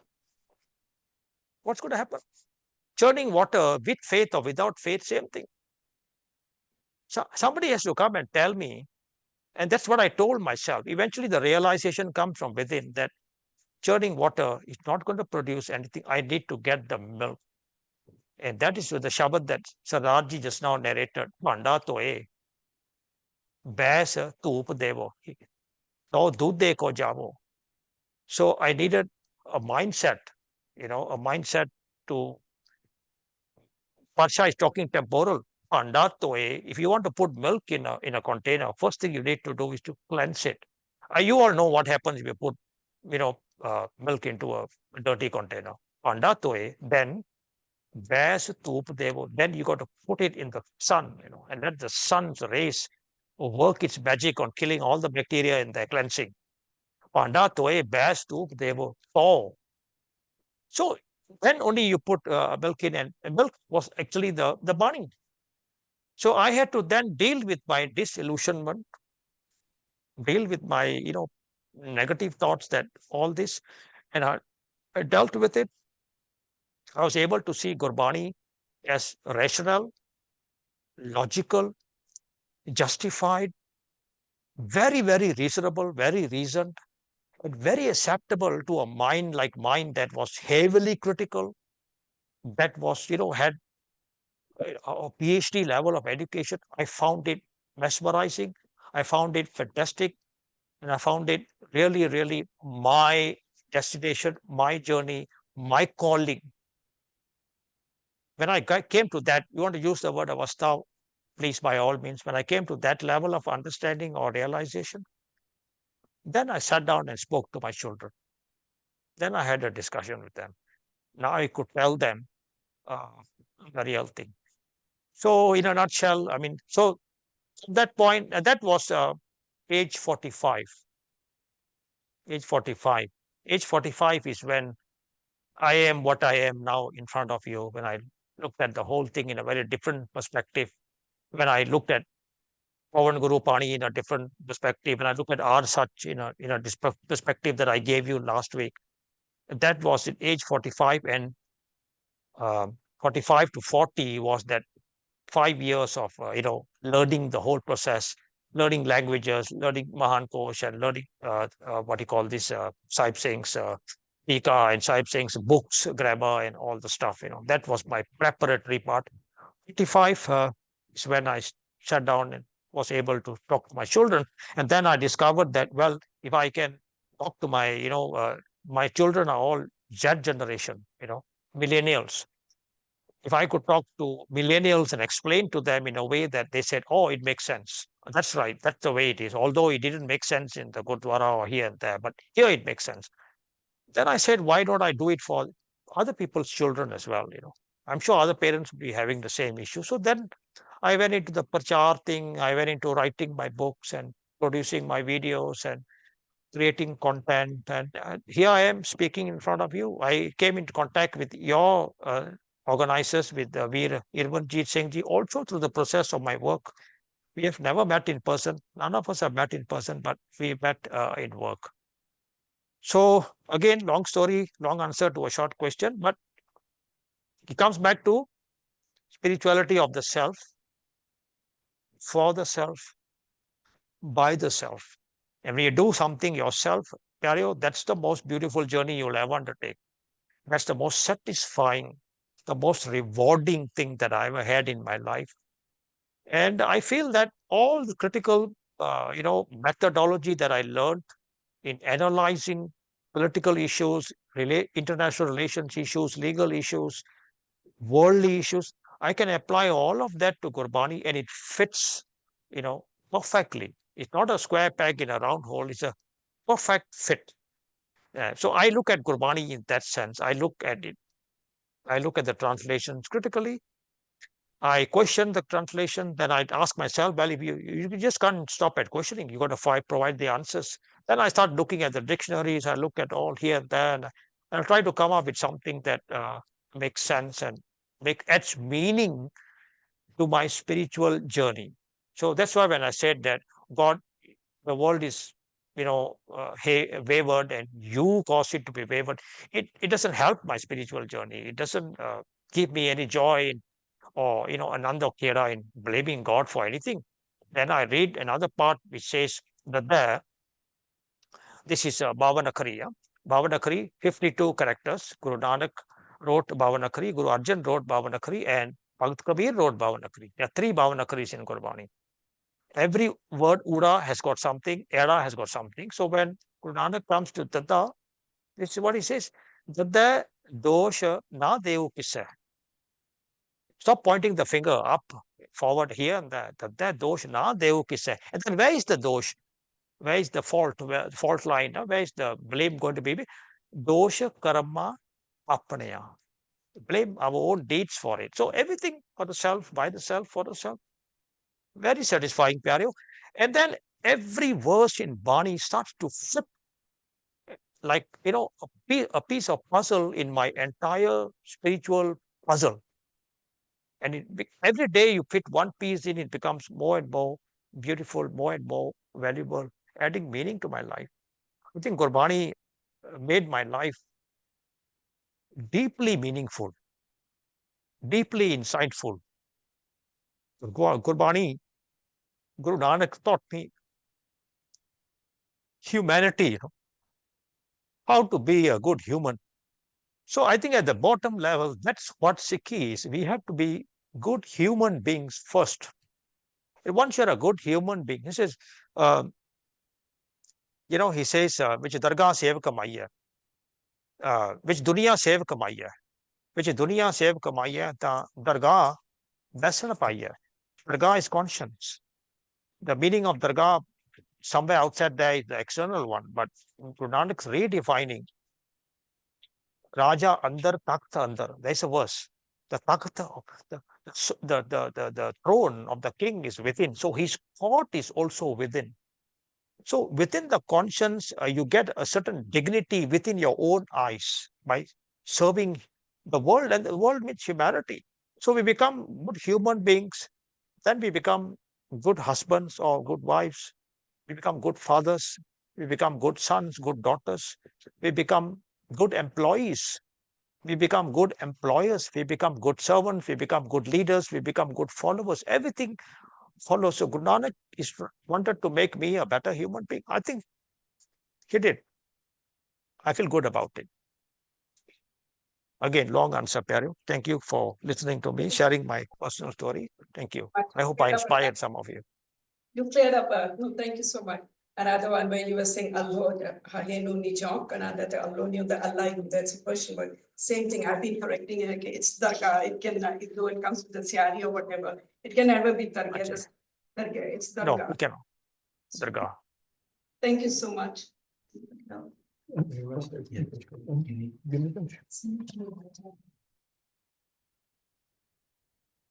हाँ जी ठीक सुन रहे सुन रहे okay मैं सिर्फ हाँ जी, सुन रहे हैं। ठीक है शुक्राने which this is my my own way of Appreciation. हाँ जी। thank appreciation ਕਰਨ ਵਾਸਤੇ ਕਿਉਂਕਿ ਮੈਂ ਜਦੋਂ ਤੁਸੀਂ ਕਹਿ ਰਹੇ ਸੀ ਆਪਣੀ ਜਰਨੀ ਬਾਰੇ and I was reflecting because it's all about my personal experience at the end हाँ जी। and I was just thinking being very involved and very about the kids and the future, you know, sari पनीरी मैंने हमेशा होता है कि बच्चियां साड़ी पनीरी but having a challenge with my own son because he's brilliant and he reads way faster than me and he remembers everything. It's like a photogenic memory and when he came to me and it says mom शुरू में मैं भी वही किया सब कुछ मैं भी जब जी साहब लटाया बैठो ऐ करो रात साहब करांगे ऐसे रोज शाम में बैठा के but when he started going to college and he started saying mom you know what because a reader he wants to explore and he started going oh मैं पढ़ना है मैं कोई बात नहीं बच्चे केड़ी बुक पढ़ी है इथे ਅਸੀਂ ਕਿਹੜਾ ਕਿੱਥੋਂ ਜਾਣਾ ਹੈ ਤੂੰ ਮੈਨੂੰ ਹੀ ਲਿਆ ਦੇ ਮੈਂ ਵੀ ਪੜਾਂਗੀ ਕਹਿੰਦਾ why would you do it ਮੈਂ ਕਿਹਾ because I'm a Sikh I learn constantly and I'm willing to learn with you and ਕਹਿੰਦਾ ਕਿ okay ਮੈਂ ਕੁਝ ਵੀ ਕਰ ਲੈ ਤੇਰੇ DNA ਤੇ ਗੁਰੂ ਨਾਨਕ ਦਾ DNA ਹੈ ਕਿਉਂਕਿ he like reading he like questioning he like traveling ਮੈਂ ਕਿਹਾ do you like all those things yes mom ਮੈਂ ਕਿਹਾ so you DNA cannot go anywhere ਜੋ ਤੂੰ ਮਰਜ਼ੀ ਕਰ ਲੈ अपना शुक्र वाहिगुरू दा because I gave him that freedom because I always realized मेरे बच्चे नहीं है गुरु दे बच्चे दित्तियां और दाता उन्हां दी it's their life not my life whatever he deals is not my journey right at the end when people cannot be saying कि उन्हें बाल कटा लेते उसने ये कर लेता नहीं it's me and them and I gave him the freedom he's 40 years old yes he doesn't come to the Gurdwara but I think he's got the foundation of constant learning he's still in Sikh Swaroop which makes me good happy when I look at him I say tell बच्चे मां नू प्यार करदा मैं भी तेनू बहुत प्यार करदी हां मैनू बड़ा चंगा लगदा है इस स्वरूप विच ते मैनू लगदा है कि thank you for opening the door for us and letting us know कि we need to आपन हत्ती आपन अपने बच्चियां नाल भी सानू ऐना नहीं करना चाहिदा कि भी you know let them be free it's their life their journey let's set up an example from our own personal things and उस पक्षों मैं शुक्राने विच last 2 words कहना चाह रही हूं I've been watching your videos over and over again I keep passing them to them I'll write my own notes and I said this is my class notes can you I'm sharing with them just hope you know doesn't matter I'm just pass it on and read it or not doesn't matter so correct साडा मौका मिले तुसी ਇੱਥੇ ਆਓ ਸਾਡੇ ਕੋਲ we may meet you physically yes this is a meeting also we are grateful for this for your time and your all that you've done Baraka ji thank you very much ਭੈਣ ਜੀ ਬੱਚਿਆਂ ਨੂੰ ਸੇਧ ਦੇਣੀ ਨਾ ਇਹ ਸਾਡੀ ਜ਼ਿੰਮੇਵਾਰੀ ਹੈ ਦੁਨਿਆਵੀ ਕਹਿ ਲੋ ਰੂਹਾਨੀ ਵੀ ਜ਼ਿੰਮੇਵਾਰੀ ਹੈ ਸੇਧ ਦੇਣੀ but the best seth you said it right the best seth is by being an example so I mean wouldn't it be wonderful if people were to point a finger and say you know somebody says oh that Karminder walking and somebody says nahi Karminder nahi ja reha Guru Nanak ja reha somebody point the finger to all of us Sikhs and says that you know we are Guru Nanak. What do I mean by Karminder nahi ja raha, Guru Nanak ja raha? Because we have internalized, we have imbibed, all that Guru Nanak's DNA, as you said, what DNA was, Guru Nanak's mindset, Guru Nanak's way of thinking, Guru Nanak's way of looking at the world, and we have inculcated it, we have internalized it, so much so that we are able now to look at the world through the eyes of Guru Nanak.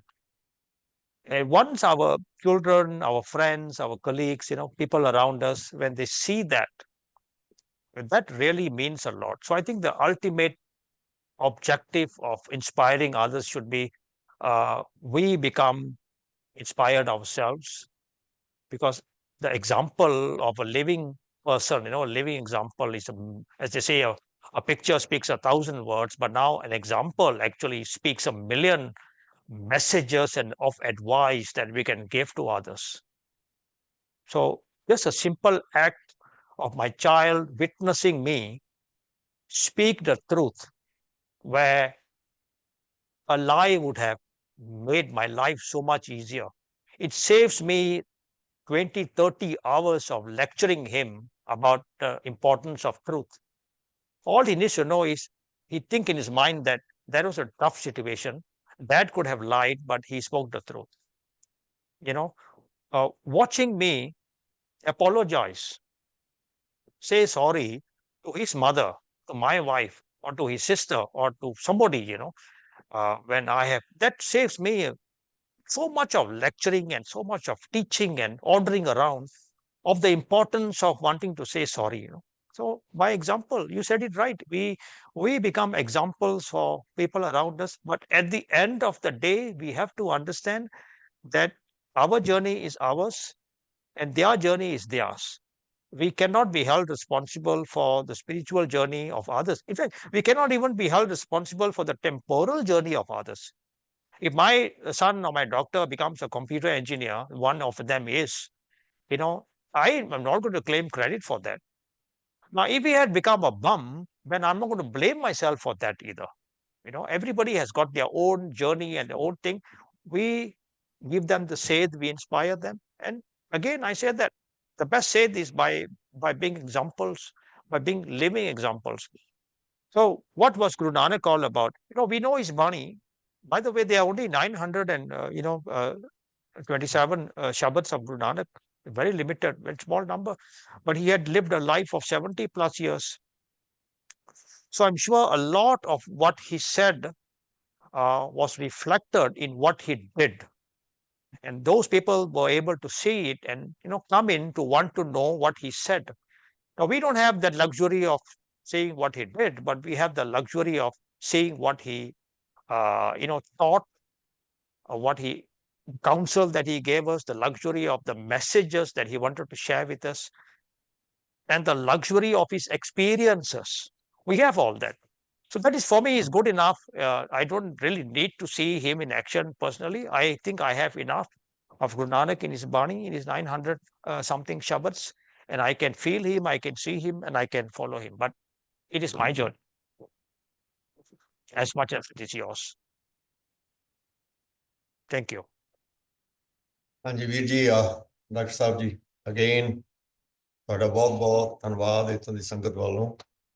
ਇਹ ਸਾਰਾ ਕੁਝ ਤੁਹਾਡੇ ਤੋਂ ਬਹੁਤ ਕੁਝ ਸਿੱਖਣ ਨੂੰ ਮਿਲਿਆ, ਤੇ ਖਾਸ ਕਰਕੇ ਤੁਹਾਡੀ ਆਪਣੀ ਜਿਹੜੀ ਪਰਸਨਲ ਜਰਨੀ ਆ ਉਹ ਬਹੁਤ ਇੰਸਪਾਇਰਿੰਗ ਹੈਗੀ ਆ। ਇਹ ਮੇਰੇ ਵੀਰ ਜੀ ਨੇ ਪਿੱਛੇ ਆ ਕੇ ਮੈਨੂੰ ਸਵਾਲ ਕਰ ਦਿੱਤਾ, ਮੈਂ ਜਵਾਬ ਤਾਂ ਉਹਦਾ ਮੈਂ ਵੀ ਦੇ ਸਕਦਾ ਸੀ। ਉਹ ਕਹਿੰਦੇ ਜੇ ਤੁਸੀਂ ਕਿਹਾ ਜੇ ਗੁਰਦੁਆਰੇ ਜਾਣ ਦੀ ਲੋੜ ਨਹੀਂ, ਤੇ ਗੁਰਦੁਆਰੇ ਖਾਲੀ ਹੋ ਜਾਣਗੇ। ਨਹੀਂ। ਮੇਰਾ ਤਾਂ ਸਵਾਲ ਇਹ ਸੀ, ਸਾਨੂੰ ਆਪਣਾ ਤਰੀਕਾ ਬਦਲਣਾ ਪੈਣਾ ਹੈ।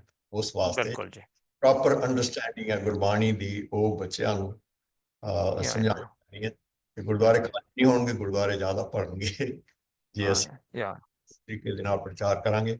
ਐਨੀਵੇ, ਇੱਥੋਂ ਦੀ ਸੰਗਤ ਵੱਲੋਂ, ਸਾਰੀ ਸਾਧ ਸੰਗਤ ਵੱਲੋਂ ਅਸੀਂ ਆਪਦੇ ਬੜੇ ਰਿਣੀ ਹਾਂ।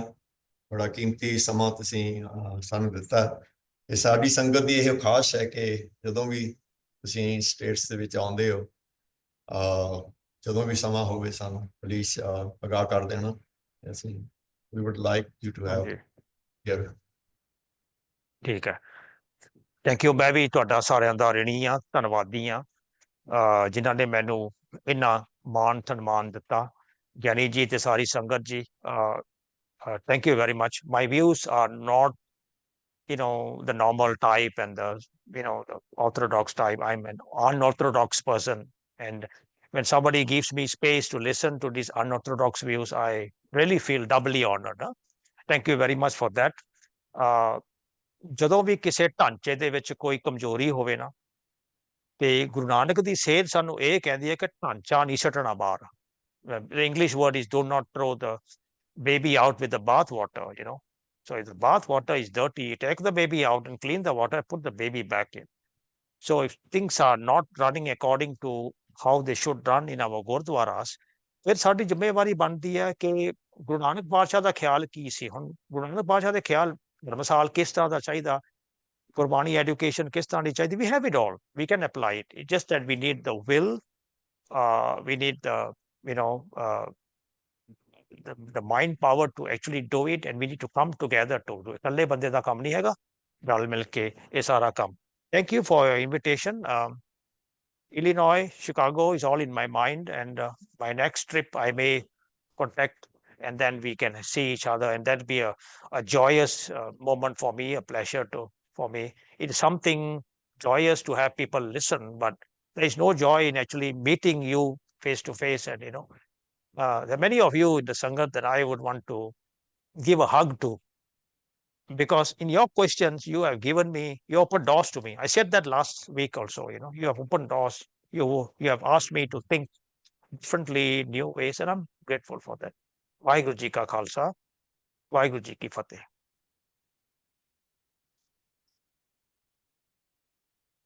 Thank you once again on behalf of the entire Sangat, and we look forward to your visit to Chicago soon. So you contact us when you're ready. So stay healthy, happy holidays, and happy. Sure. Thank you.